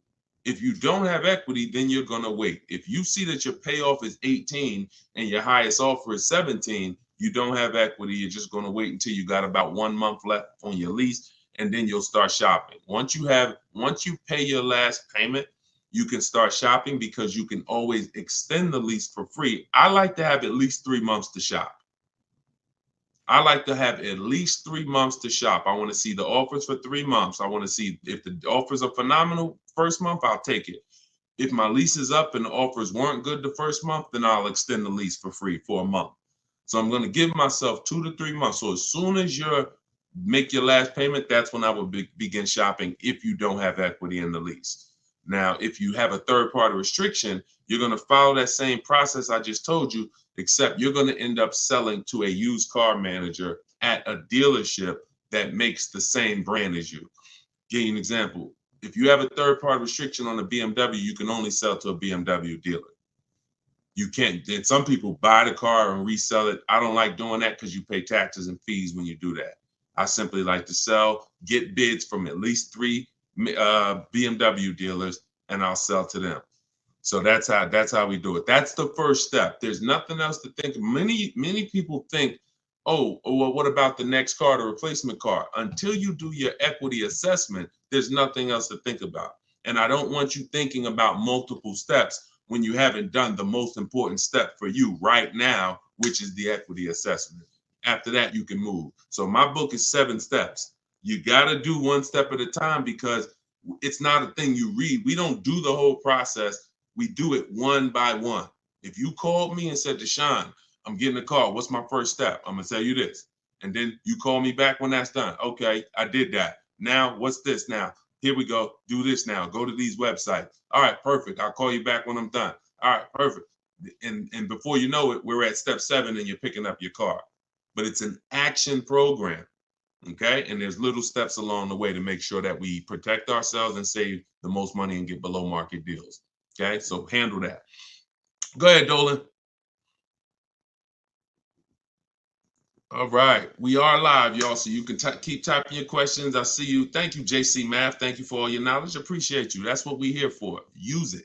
Use it. Don't be a listener. Be a doer. All right. TikTok, does down payment really matter? It doesn't, Tyrant. We always shop with all our deals with no down payment. We always shop with all our leases with no down payment. And when we're buying our cars, we're shopping for the car separate from the loan. So you have to understand something. The reason why you get down payments mixed up is because you mix the buying of the car with the getting of the loan. You're in the business of getting the loan from the dealer, and there's nothing wrong with that if it's done correctly. We do not shop and say, okay, how much is this car a month? And can I get it with no money down? No, that means you're mixing two things. I want to buy a car from you, but I'm also going to give you my loan as well. I want you to just mix it up. No, because there's money in both of those transactions. So when we are shopping for a car to purchase, we're shopping for the dealer who's going to give us the best price on the car. That's priority one. The loan is completely separate. The person who's going to give you the loan is you're going to use, if you're following what we teach, you're going to use our bank bidding war process, where multiple banks and credit unions bid for our business without hurting our credit. You got to know how to do this strategically. Okay, it's called the bank bidding war, where we have everything we do as a bid. That's how we eliminate buyer's remorse. That's how we guarantee we get below market prices. That's how we guarantee we get below market loans. Everything is a bid. So when you are looking for your car, you're looking for the car. If you're looking at a Nissan Altima, you're looking for the Nissan dealer that's going to sell you the car at the lowest price. And you're going to need 5 offers to do that. So once you find the Nissan dealer that's going to sell you the car for the lowest price and beat all their competitors, this is now when we come home and we get our loans in order.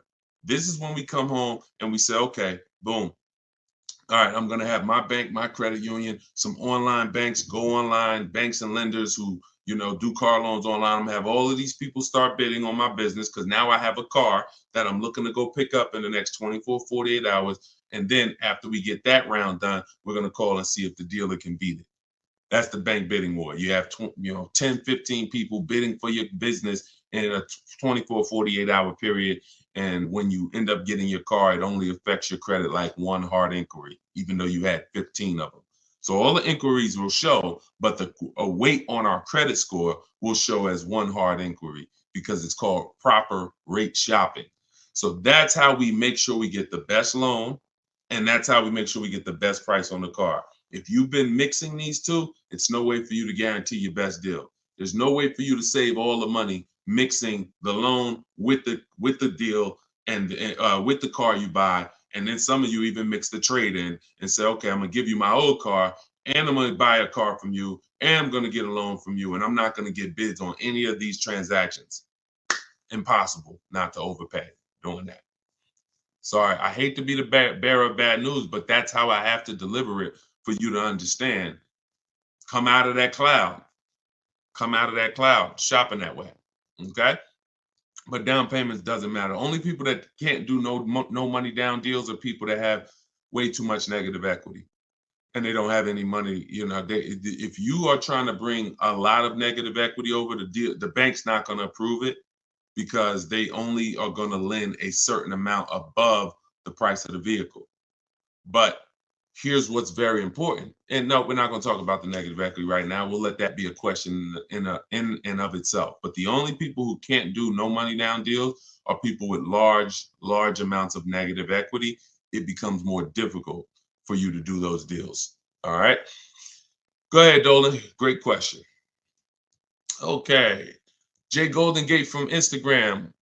is this all in your book? Everything that I'm teaching is in my book. Every answer to every question that I'm giving on every live stream is out of my book, Cars from Home.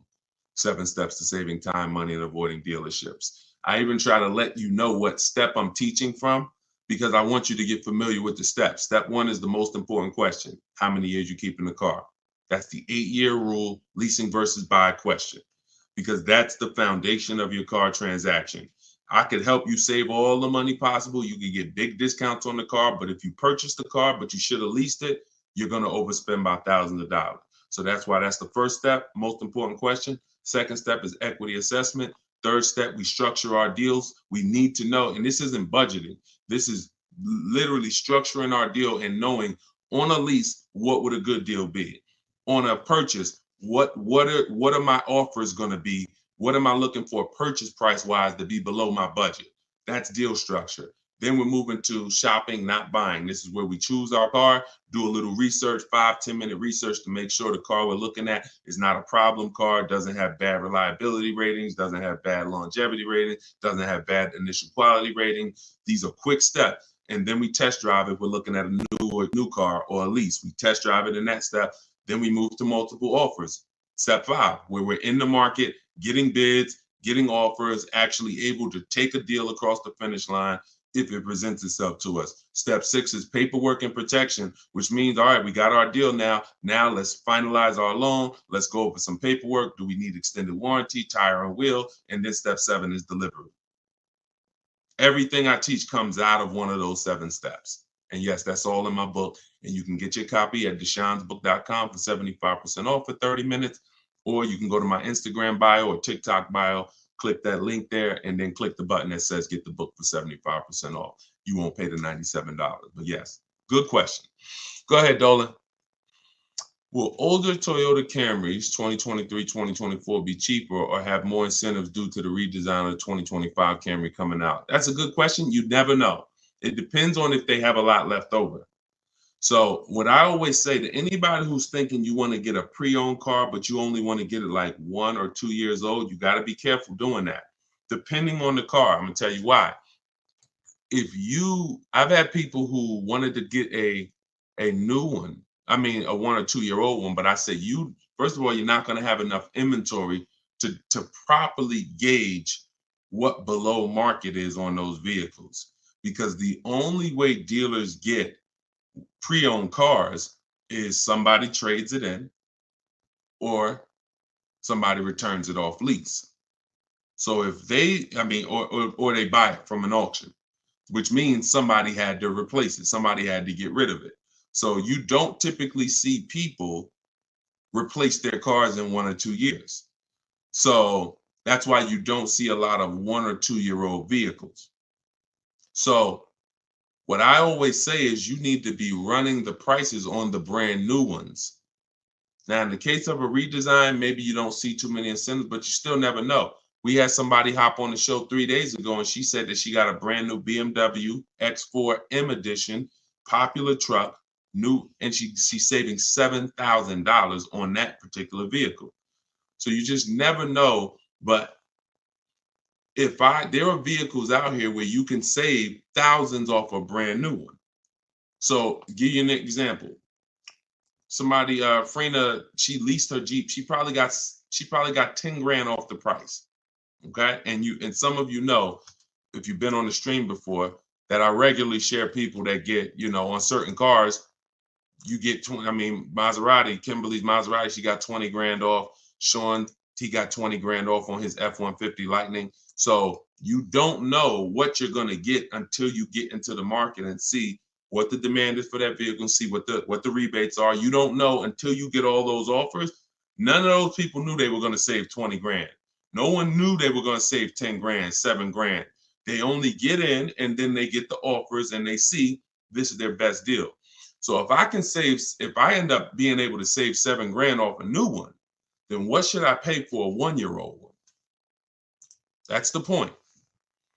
If the new market, if I don't have enough inventory to compare the 1-year-old ones, because you're not, then I can only compare it to the new market. So and if you do it my way, it takes 60 to 90 minutes to get all these offers. Before one trip to the grocery store, sitting down at your computer doing it my way, you'll be able to see what the market is for any vehicle. And when you really get quick, you'll be able to do it in like 45 minutes, copying and pasting. So once you see that, if the new market for the car is $7,000 off, how much should I pay for a 1-year-old one? Well, it better be at least 10, maybe 11, because a brand new one is $7,000 off. Now, opposite is true. If I could only get $2,000 off sticker, that's my best offer. Then maybe a 1-year-old one I'm looking for $7,000-8,000 off sticker, $9,000. So you got to know what the new market is, because the worst mistake you could make is to get a 1 or 2-year-old pre-owned car that has a heavily discounted new car market that has $5,000 rebates on the new car. Think about Sean. I want to use an extreme case, but even cases that are not this extreme will still make a huge difference. Sean, he saves $20,000 off his F-150 Lightning. What happens if somebody said, now that's a $73,000 vehicle I'm showing on the screen. What happens if somebody says, well, I want a 1-year-old one or a 2-year-old one? Now they think, all right, I'm gonna go and look for one that's probably about 50, 55. Now they go pay 55 for a 2-year-old one. But Sean, getting his bids and revealing what the below market prices are on a truck like this, he saves $20,000. So he pays 53, and the person buying the 2-year-old one pays 55. Do we understand how horrible that would be for the person who got the 2-year-old one? We clear? Type clear before we move on. This is only for recent cars. This is only for 1 or 2-year-old. If you're going 3-year-old, there's typically enough cars for you to compare prices. But those of you, we've had a lot of people over the years that target a 1 or 2-year-old one. I would tell you, shop the new car market, because that's going to give you the parameters you need to know what a deal should be on a 1 or 2-year-old one. All right, there we go. Good question. Let's go, Dolan. Shoot the next one up, brother. Let's put the banner back up for those of you who want your book, 75%. Now, just so you know, once that timer on my website hits 0, the price goes back up to $97. So be aware of that. Get your $24 book if you want. I mean, look, $97 is great. Let's be honest here. We usually keep cars for a while, but we see a lease deal for $189, 0 due. This is trash. This is trash. 36 months only for commuting to work, perfect credit. And I'm gonna tell you what's trash: advertisements. Deals are not advertised. First of all, the 189 is going to be on a specific vehicle, and it's not going to include taxes and fees. I'm under the mindset now, if it's 189, 0 due, 36 months for commuting, okay, 30,000 miles, which is right at what we do. That's 10,000 miles per year. All right, that's great. You can adjust the lease up to 30,000 miles a year if you want, but they only need 10. Do I need to negotiate this? That's always, look.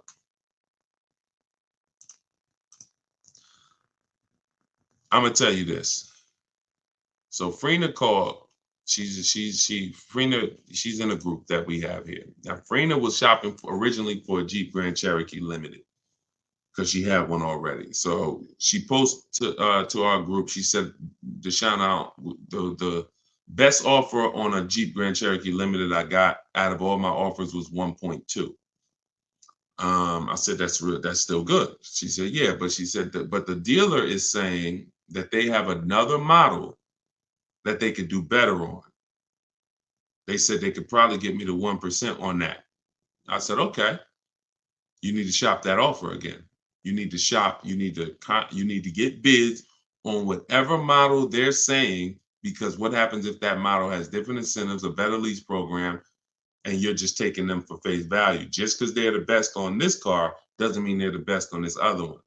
She said, okay. So and we do this in minutes. So she got her 5 offers. She got her 5 offers on the new one. She ended up getting the best deal I've seen in 3 years. 0.88% lease. So I don't know for a fact, to answer your question, if they're going to once they add the taxes and the fees to the deal, I don't know where it's going to be. But here's what I do know. Great deals are not advertised. So deals where dealers are like, I don't really want to do that. It's tight. Like they didn't love doing that deal for Freener. They just did it because they wanted to move a car. I'm always, especially knowing what we know. See, for you, shopping might be hard. That's why I'm trying to give you the formula and give you the recipe to getting deals online so that you can start getting bids in minutes. Even if you're going to do it manually by phone, it's still better than you just going in and saying, okay, that's what you advertise, give me that. That's just not below market, because anything below market is not, if anyone can get it, it's not below market, it's average.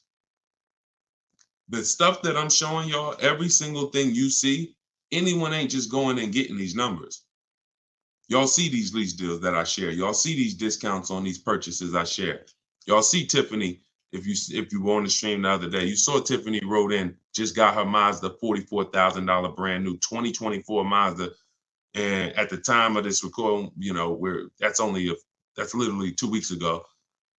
She saved $6,500 off a brand new Mazda. These are not deals people are getting. These are below market deals. So it's really your personal preference. If you want to be lazy with it, go in and try to fight for that advertisement. If you want to know for a fact you got the best deal on that particular vehicle, you sit at home and you get bids from at least 5 dealers, because 80% are overpriced. So it's your choice. I'm always doing it. This takes 45 minutes to do. By the time you get home, like whatever car this is, let's just say it's a Toyota Corolla, whatever car it is, by the time he goes, visits the dealer and comes home, I would have done the process to get offers, to get at least 5 offers on that same vehicle. That's how quick this is. Go ahead, Dolan. All right. What's up, Paul? YouTube. Have you ever heard a dealership tell you that you have too many cars when trying to get a loan from a dealership? I currently have 6 cars and they stated I should trade in at least 2 to 3 vehicles. Absolutely. Absolutely. If those cars are attached to your personal credit, then most definitely. The only way that wouldn't matter is if you had those cars in a business credit where it wasn't showing against your personal debt to income. So, if you have several cars in a business name that's not showing, then that's showing them the business is taking care. They won't even see them in many cases. So if you have, 6 cars on your personal credit, of course, at any given time, yeah, if any one of those lenders is taking a risk, because what happens if the economy shifts? What's the chances that he's going to be able to pay 6 cars? So for sure, your best bet is going to be trying to, secure outside funding, outside financing. But that's what we would do anyway. We would always be shopping for our credit, our loans separately, and then giving the dealer the chance to beat it, for sure. And if you can support that, if you can show the income to support it, but it absolutely is very risky from a lender's perspective. Very, very risky. You just need to find the right lender at this point who is willing to take the risk, because obviously most people, it's hard to get a second car. Second car is hard because they're looking at normal people. Normal people are not going to be able to support a second car. Maybe a second car though, a third, a fourth, a fifth. No, I don't even know how you got those done, but however you did, it's income. I mean, I've had people make, $800,000, $900,000 a year. Okay, so it's all income based. So I'm not going to sit up here and tell you I don't know how you got it done. If a bank sees that you make $500,000 a year, and you're bringing in $10,000 a week, and they say, okay, $40,000 a month. Okay, car payments are $3,000, $4,000, $5,000 even. Okay, but you're going to reach a point where they're going to start to see that, okay, this is too much risk. So I wouldn't be dealing with dealers' banks, especially if they're telling you trade 2 or 3 cars. You need to find a bank or a financing source that's going to be comfortable taking that type of risk. And that's it. Go ahead, Dolan. And if you're using those for business, you should really try to get them in a business name. Is your book only digital, or can I get a hard copy? It's only digital, because there's nothing that I can do. First of all, there's so many reasons why it should not be a hard copy. One, the car business changes. My strategies and steps don't change, but the websites we use change. Vroom used to be one of our bidders. Vroom went out of business a couple months ago.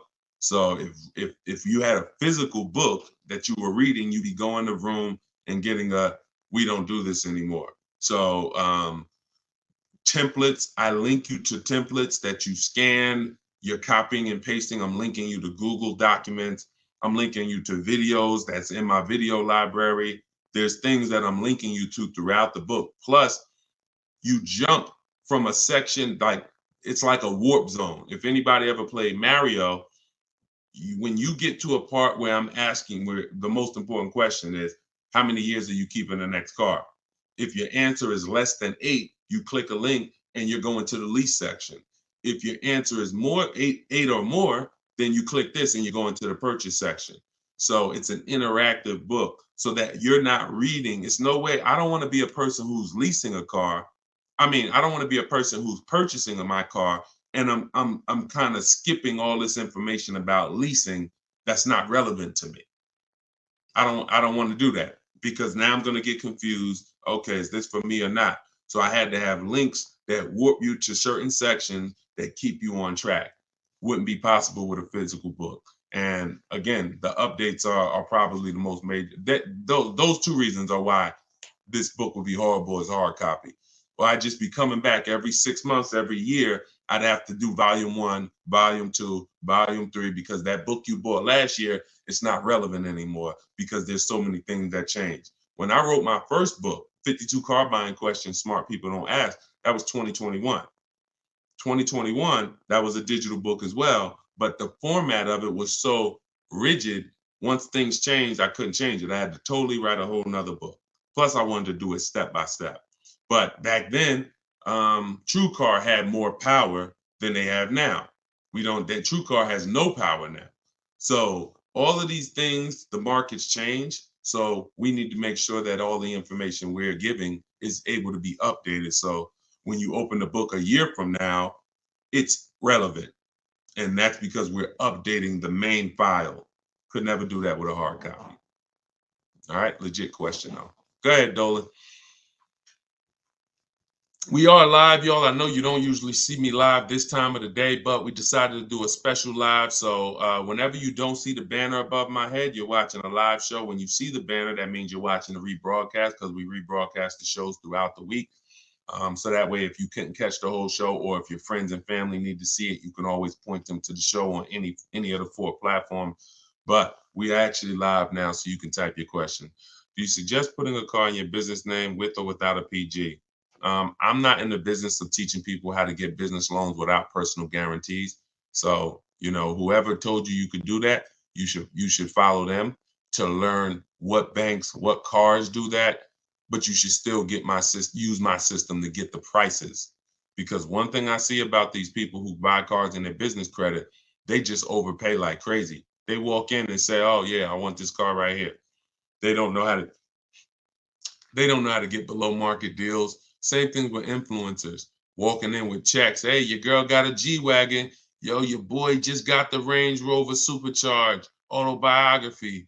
Man, they walk in and they are getting hit. I don't want to use that word on YouTube. They are getting hurt big time financially on these cars. So I would say, and I say the same thing with people who do Toro, or who do who have a rental car business.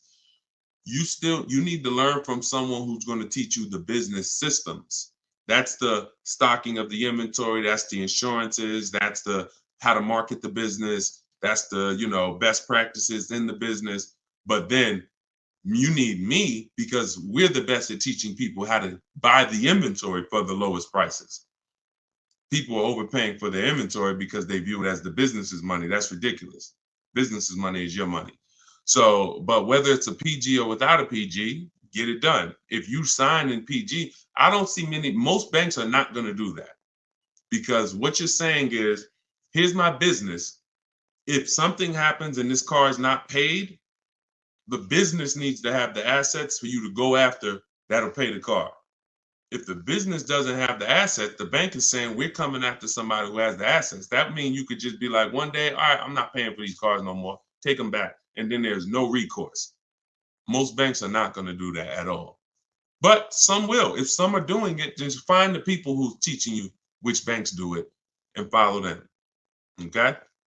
It's up to you. I've had plenty of people buy cars in their business name, personal guarantee it, and it doesn't show in their debt to income. And now, very important before we go to the next question, if this is your goal, you need to call the finance manager at the brand. So if you're like, oh, I want a Honda, you need to talk to a finance manager at a Honda dealership and say, if I buy a car in my business name and personal guarantee it, will it show against my personal credit?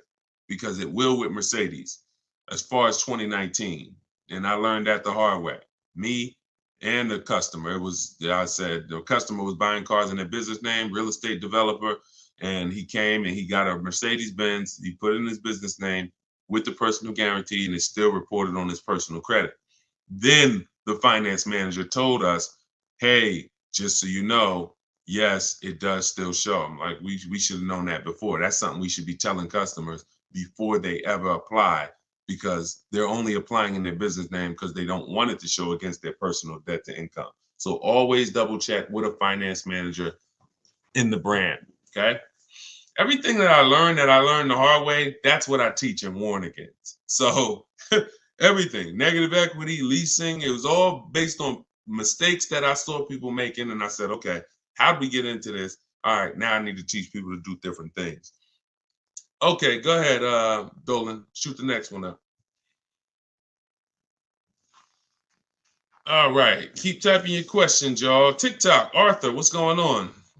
Yeah, I don't see a lot of questions on TikTok. What's up? Although y'all are running the likes up, appreciate you tapping the screen. See, well, here's what I say. Every time you hear something you like, every time you're like, oh, that makes sense, just tap the screen. It just runs the likes up and it lets TikTok know we talking big business over here. So I appreciate y'all.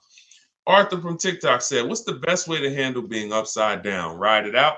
That's a good question. Now, that's the third choice. The best way, so what you got to know for those of you who are upside down in your loans, you have cars, do your equity assessment. I talked about the equity assessment at the beginning of the show. Do the equity assessment. Once you see that you're upside down, if your highest offer is 20, but you owe 24, you're upside down. If you could pay the difference, that's the best way. If you could pay the $4,000 outright, that's the best way, because the second option, you're going to have more negative equity than $4,000, because the bidding system is meant to reduce your negative equity by maximizing the price you get for your car. So in order to maximize the price we get for our car, we must get bids. So once we get the bids, we move on and say, okay, I can't pay the difference. Now I have to, I can't even say the word. Who knows the word that I hate using? Starts with a T. We don't do this. Only in these scenarios. Only in these scenarios. Only when you have too much negative equity, you can't pay the difference. You have to do the T word. What is the T word? Anybody know? We might have a bunch of new people on here. They're like, no, Deshone, this is one word we don't do. Okay, nobody? All right. It's trade. It's trade. Yes, Just Neil. Yes, exactly. It's trade. Because what I always say is you're not going to get the most money trading anything. If you got a phone, a cell phone, and you want to trade it, you're not getting the most money for it. Putting it on the market and getting offers, that gets you the most money. So when you say, okay, if I would have took the highest offer from the bidders, then I would only have $4,000 negative equity. Most likely when you end up going this route, you're going to have 5 or 6, because you can only You need a dealer who's going to wrap your negative equity into the new deal. So basically, what you should be doing is leasing. There's no reason, 99% of the time, the reason you have negative equity is because you buy cars and replace them quick and you don't lease. I could see if I'm a doctor financially, I'm going to treat your problem, which is what we're doing. Here's what you could do. You could do some antiseptic. You can use this. But here's what's causing the problem. Okay? So once this thing is healed, you need to know, because if you don't know what's causing it, you're going to be back in this situation again. Short-term owners, you don't keep your cars more than 8 years. You take out 5-6 year loan, you trade them in. Doesn't matter. You're losing too much value in the short term, and that's why you have negative equity all the time. So now let's go a little deeper on this option 2 for negative equity, because there's going to be a lot of people who have it. In 2020, and one day I'm gonna play some of the videos that I posted in 2021 and 2022, warning people not to overpay for these cars and warning people to use a bidding system so that they will find the best deals. And unfortunately, my voice wasn't loud enough to prevent the tens of thousands of people who are in cars that they overpaid for. So there's going to be a lot of people with negative equity that are looking and saying, okay, Deshone, what do I do now? So first option is what I just told you. That's the best option. You need to have some cash to do that. Second option is, all right, now I'm going to shop for my car. And then I'm going to and this is important. Let me show this for an example, okay? Because some of you, your knee-jerk reaction is going to be to just walk into a dealer, and let me warn against that. So let's use somebody who got a discount. Okay, here we go. Let's use Tiffany's case. Tiffany bought a car that is, pretty common, and she got bids and she saved a ton of money on it. Now let me show you this. So I'm shopping, I'm getting bids. The reason why I'm getting bids is because I need to know the largest discount I can get off the new car that I'm buying, or off the new car I'm about to lease, because this is going to be what allows me to transfer my negative equity over to the new car. So she saved $6,500. The reason why this part gets tricky for those of you who have a lot of negative equity, like, over $5,000, $7,000, really over $5,000 of negative equity. It gets tricky because the banks have something called a loan to value ratio. So if you look at where it says our deal MSRP 44,820, and those of you on TikTok, you'll watch it on the replay or you can jump over to YouTube. It's up to you. But the bank is only going to lend about 20% above that number. If you have great credit, maybe 25% above the 44,820. So if you're looking at a car like that, 44,820 is the sticker price. The bank's only going to lend $8,900 more than this. Now, this applies to people who are trying to do no money down deals. You got to realize taxes go on top, fees go on top, probably $1,000 in fees, documentation fee and motor vehicle fees. So between taxes and fees on this vehicle, that's probably another $4,500. So if the bank is only going to lend a certain amount over that and taxes and fees are 45, you really could only put like another 45 grand, $5,000 of negative equity before you are capped. That's why I said, coincidentally, works out perfectly. On a vehicle like this, you can only roll over about $5,000 of negative equity before you're going to blow out the bank's loan to value ratios, and they're going to say, oh, we can't approve that. We need you to put money down. So, but if you use the bidding system and you saved all the money that she saved, look at where your loan to value ratios is. Her starting price is 38. So literally she can slap. Remember, the bank's going to lend 49 on that $44,000 vehicle. The bank's going to lend 49. That means she could have put 10 grand. She could have put, $7,000, $8,000 of negative equity, because the discount she got So the discount you get affects how your overall deal. If you didn't get a discount because you don't know how to shop, and then you're trying to throw negative equity, now you're stuck, or now you got to put money down. But when you're shopping, getting bids, you get all the money off that you possibly can, and now you can throw you can throw larger amounts of negative equity. So somebody who didn't get a discount on that car could only put $5,000 negative equity on it. They could only transfer $5,000 of negative equity over. Somebody who got the discount Tiffany got, they can slap $10,000 of negative equity on top. So that's what you need to know. You are always going to get bids. If you need to replace negative equity, you're always going to get your bid. If you're using my way, you're only going to get bids. You're not going to ever accept a deal without at least 5 offers. But when you start getting your 5 offers, for those of you who have negative equity, you're going to see it makes it a lot easier for you to transfer your negative equity over and still do a no money down lease. Because God forbid, if you put tons of money down on a lease and it gets totaled, you lose that money.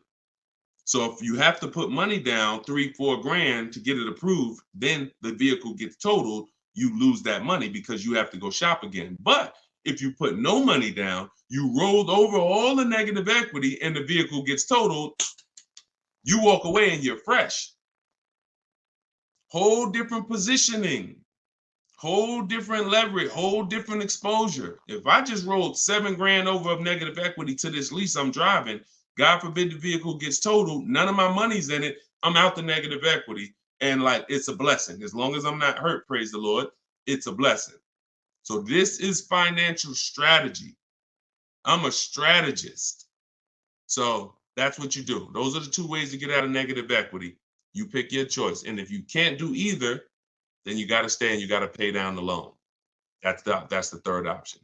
But once you're out of negative equity, get out of it and stay out of it. Most of you should be transferring that negative equity to a lease, and that's gonna solve your problems in the long run. Go ahead, Dolan.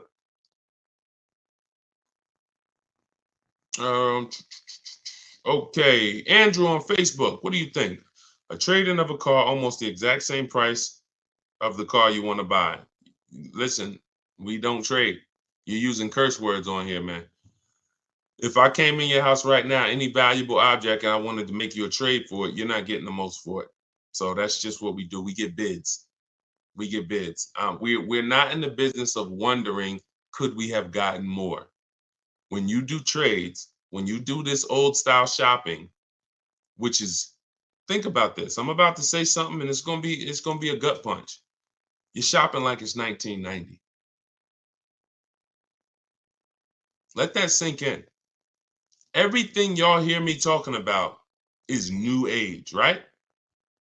Stuff you never heard before. Now, I've been in the car business for 14 years. I've been educating people on car shopping from home for 3 years straight. Before that, I ran my own brokerage called Cars from Home, where I did this for people. And then I found that we can help more people teaching them how to fish. So this is something that we've been mastering since really 2015. I haven't been in a dealership to make a deal since 2015. My last deal was when I worked at Mercedes and I bought a used Mercedes when I was there. Forgot about that car. Phenomenal car. Got totaled. But that was the last deal. Every deal I've made for the last 10 years, and I've had 2 Infiniti leases. I've had a Jeep Grand Cherokee lease, and I've had the Infiniti truck that we bought. All been online, below market deals using my own system, using what I'm teaching you. Everything is new. All you hear on these streams is new. Wow, I never heard that before. Oh, that's brand new. I like that. But everything you're talking about doing is 1990. Go in, trade for cars, walk into a dealership, negotiate back and forth. If you're looking and saying, I'm doing the same things to buy my cars that people were doing 30 years ago, you should tell yourself, no wonder I ain't getting below market deals. No wonder I'm leaving hoping that I did all right. Oh, man, you think we could have got more money for the trade? Yeah, I know I should have tried to hit them more. I could have got another 1,500, but you know what, man, let's just, that's buyer's remorse. That's buyer's remorse. This stuff that you accept as normal, Buyer's remorse. That is not what we do. So we don't trade, we get bids, we separate our transactions. Who we sell our car to is different than who we buy our car from. That's different than who we getting our loan from. We bid out these transactions using online resources, and we do this stuff in 60 minutes. So while you're there, before you even come back, one trip to the dealership, you've been there 4 hours. I'm here and we're talking to 20 dealers and we're getting thousands of dollars off while you could be potentially talking to an 80% dealer who's overpriced. Some of you know 80% of dealers are overpriced. Whenever you hear me say an 80% dealer, that means when you walk down the street or you drive down the road, if there's 10 dealers on the block, 80% of them are overpriced.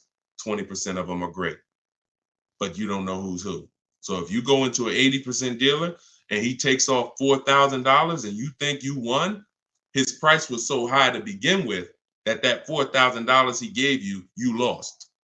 See, if I start $6,000 high and then I take off $4,000, you lost. If I start $2,000 high and take off $4,000, you lost. If I start at the normal price and take off $4,000 and beat my competition, you won. So this is what we do. It's a science from shopping from home. That's why the book is called Cars from Home. 7 steps to saving time, money, and avoiding dealerships. Go ahead, Dolan. And bring in Lakina. I see Lakenya on YouTube. Bring her in after Robert. Instagram. Y'all keep typing your questions. We are live. We'll do No, I don't do DMs, my olive branch. Thank God we got 2 million followers. There's no way. And none of this stuff is uncommon. See, a lot of times you think your situation is uncommon. Like there's nothing. I've been in this business since 2006. There's nothing I haven't seen. People, oh, but I got a special situation. No, you don't. It's special to you. It's special to you. There's 100,000 other people in that situation, which means I've already planned for it. Unless you're a one-off situation where there's not 100,000 other people in this country in the same situation as you, it's already been planned for. I've seen thousands of transactions over the years, so I can plan for everything. So there's no way functionally, logistically, that I can be in DMs giving people repetitive advice. When I make the information available, you just go get it. You want to get on the stream and try to get it? God bless you. You want to get my book and try to get it? God bless you. You want to go to my masterclass, link in my bio, and attend my masterclass and find out what you've been doing wrong? God bless you. You want to watch my social media videos that I put out every day? God bless you. You just get it. But that's what we do. All right, Robert, Facebook. What is the best way to look for a particular new car instead of going through each dealer's websites in various cities? To look for a particular new car, I'm going on a dealer's website. I'm going to 25 Mazda dealers' websites. I'm telling them what I want through the contact tab, and then I'm going to see who has a vehicle. That's the fastest way possible. That step in our process takes 20 minutes. If now that's what I said. You can try to do it your way, or you can use my templates and scripts, because my scripts are copy and paste. But you're not going to do this calling. It's hard because you don't know who has what car. That's why we go to all the dealers' websites and we reach out to them in 20-25 minutes. So once we know who has a car, then we have a conversation by email with those who have a car. It's the best way possible. There's no way better than that. Like, there's you going into a dealer, you calling dealers. No.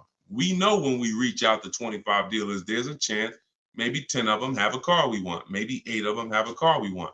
If none of them have a car we want, then that means that car is either sold out or you're in between model years, which means it's sold out. The 2024s are sold out.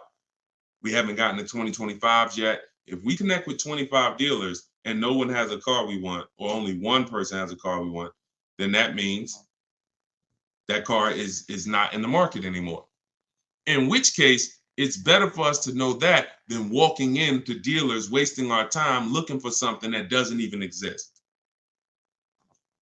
It's the best way. It's the best way. Everything else is a waste of time. Go ahead, Dolan. Okay, good morning. I bought the book and right now analyzing my equity. I owe $36,000 on the vehicle. It's a 2024 Mazda CX-5, but the only offers I've gotten so far are $23,000. Why are we looking to get out of a car? It's a 2024.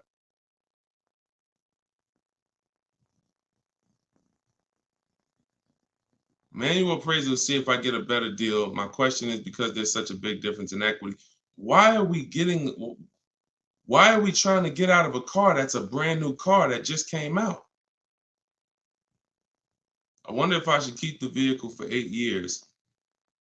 Okay, wait. Okay, so you bought it. So you bought the vehicle. My question is, because there's such a big difference in equity, I wonder if I should keep the vehicle for 8 years. What do you think? What's my goal is to go into a lease. Okay, because I know I'm paying too much for a truck. I don't plan on keeping it. All right. Thank you for that. So it makes sense. Bought a car, should be leasing, paying too much for it because you bought it. $40-something thousand Mazda CX-5. You owe $36,000 on it. All right. Now that makes sense. Because I always tell people, if you've had a car for a couple years and you're thinking, some people say, Deshone, I know I'm not an 8-year person. I'm breaking the 8-year rule. Should I go into a lease now? And my answer to them is always yes, because there's no benefit in you waiting. There's no benefit in you waiting to, pay off the car and then go lease. But this is a case where this vehicle is extremely new. And then you realize, okay, I shouldn't have bought it. I should have leased it. So what you're at the mercy at right now is the equity position, because y'all know what this means, right? Depreciation. This is your vehicle right now.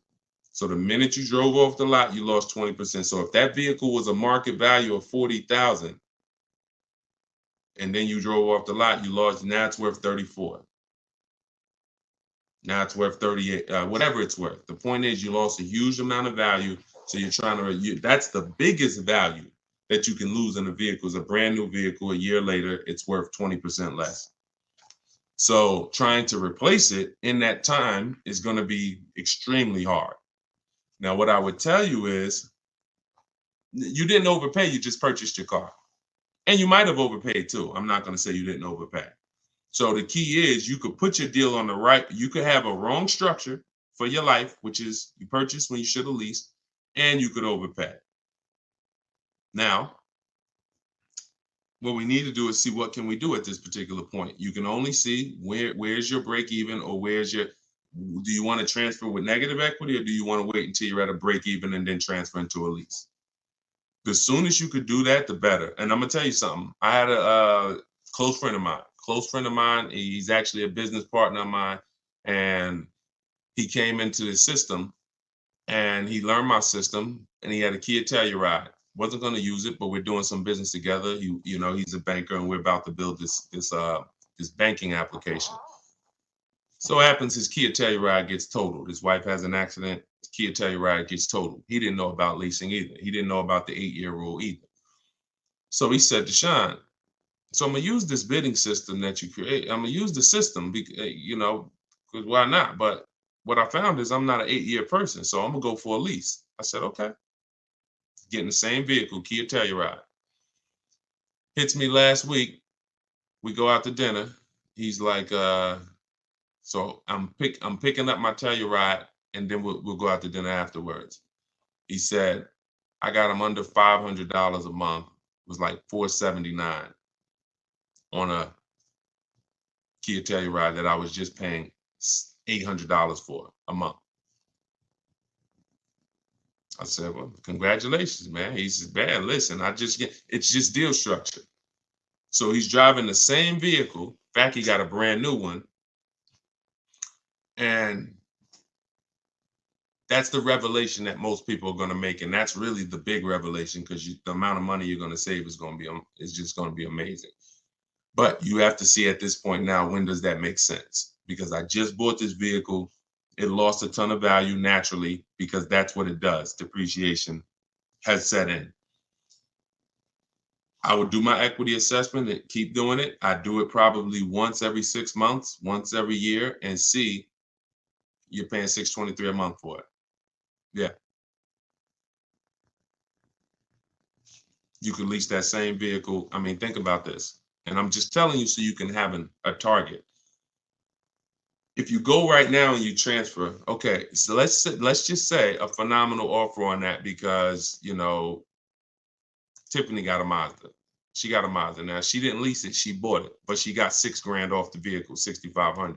Let's just say that $43,000 vehicle, let's just say she could lease that for like, you know, $425 a month. We don't know what her best offer would have been if she leased it. But if it's $4 something a month, then you overpaid because deal structure. And, you know, if you put money down, that's more money that you overpaid. So you have to now have a goal and say, all right, this is a correction of a mistake. If the damage is done, just understand that the damage is done. Wrong deal structure it's done. So all you can do from here is say, all right, I know what my next goal is. I'm going to move from this vehicle to my next vehicle in a lease, and I'm going to do it when it financially makes sense to do. That's all you could do. It's a purchase. You didn't necessarily, you're not paying $623 because you necessarily got a bad deal. You're paying $623 because you bought a brand new car. So you should just focus on, all right, do your equity assessment every 6 months, enjoy the car. It's not going to be forever. Hopefully in the next 12 months, 18 months, the equity position levels out where you can make a move from the car. And if you put a little money down, it'll help you. But think about that. Think about this, y'all. Real scenario. And we're not, and look, your story is going to help you if you follow this plan, but it's also going to help people who are going to be in your situation and who can avoid it. Because really, you probably, in order to get $623 a month, you either got a long loan, maybe 6-year loan, put a little money down. But what are we talking about? When you can replace that car, we're not talking about you getting any of that back because you're not going to get it back. If we could break even right now, that would be a blessing because you can move freely. So we're just praying to get to a point where you could break even, which means whatever money you put down, gone. Whatever the $600 something you're escaping to go into the lower lease payment, gone. So this is why I'm telling you guys, if you're not keeping your cars 8 years, you should only be shopping for great lease deals. It's impossible to get a great deal if you purchase a car, but you should have leased. Impossible. And I will tell this for everyone who's willing to listen, not be emotional, not listen to what Dave Ramsey's been telling them for years, because these are the facts. These are numbers. And I put this advice up against anyone in the world. Numbers are numbers. I love numbers. So here's what you do, LaKenya. Don't beat yourself up. Enjoy your new car. You could afford it, but you just know, future-wise, I'm going to be getting great lease deals, and I'm going to take the strategizing in it and the shopping for cars and understanding financial literacy with cars extremely serious because I'm never going to repeat this again. Let it be an anchor to you to never go out here winging the process again, because this is your money. So the info is available. Run your equity assessment. When it makes sense to transfer it over, shop for your next car, get bids so that you can save all the money you need to save and then go into a lease. That's all we could do. That's all we could do. I will shout from the hills, y'all. People say you only talk about leasing. They don't listen. 8-year plus people, no. We should be buying.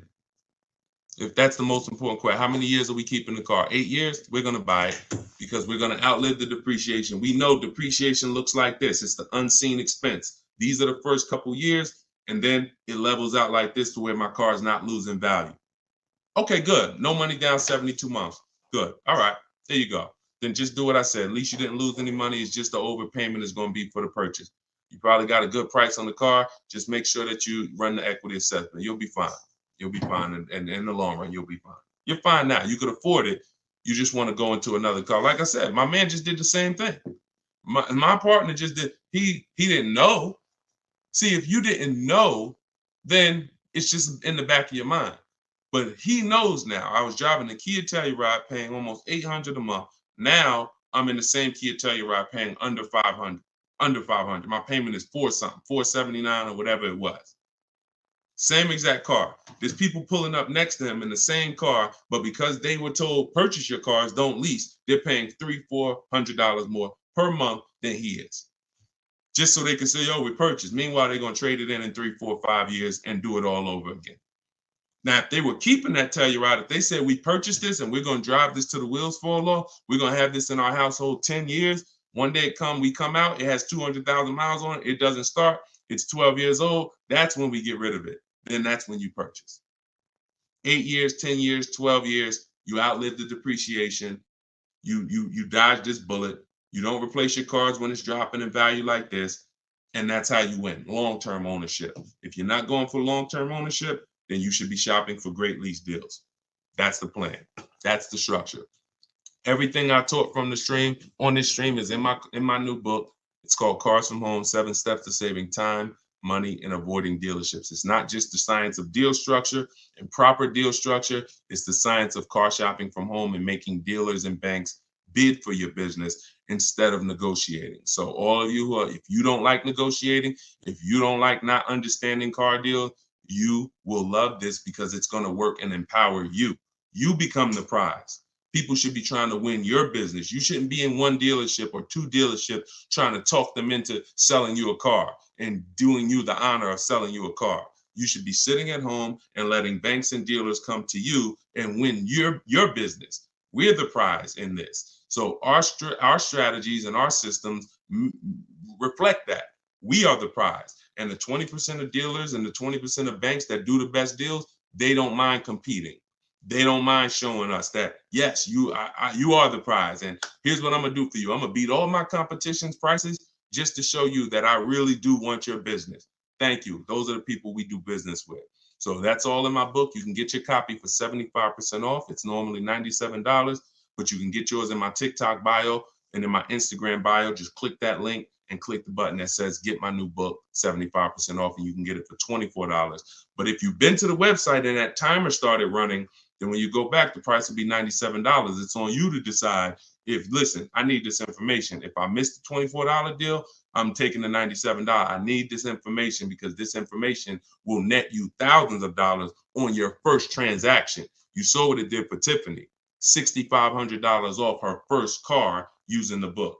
So get it in my bio or in the link. We put a comment in the Facebook section, in the Facebook and YouTube comments, deshonsbook.com. And if you're watching us on TV, of course, you can use your mobile phone. You can scan that QR code. And for all of you who want to attend my free masterclass, it's called Everything You're Doing Wrong, Buying, Selling, and Leasing Cars. You can also click that link and attend it. You'll need about an hour though, and you'll need a pen and pad because we go very deep into leasing versus buying and 23 other mistakes that you're making that you don't know you're making. So you can do that. You can attend that, or you can attend that in my TikTok and Instagram bio as well. Like I always say, I make the information available. You get in where you fit in. Just get the information. All right. Great stream today. I appreciate everybody. Enjoy the rest of your day, and we'll see you on the next one. God bless you.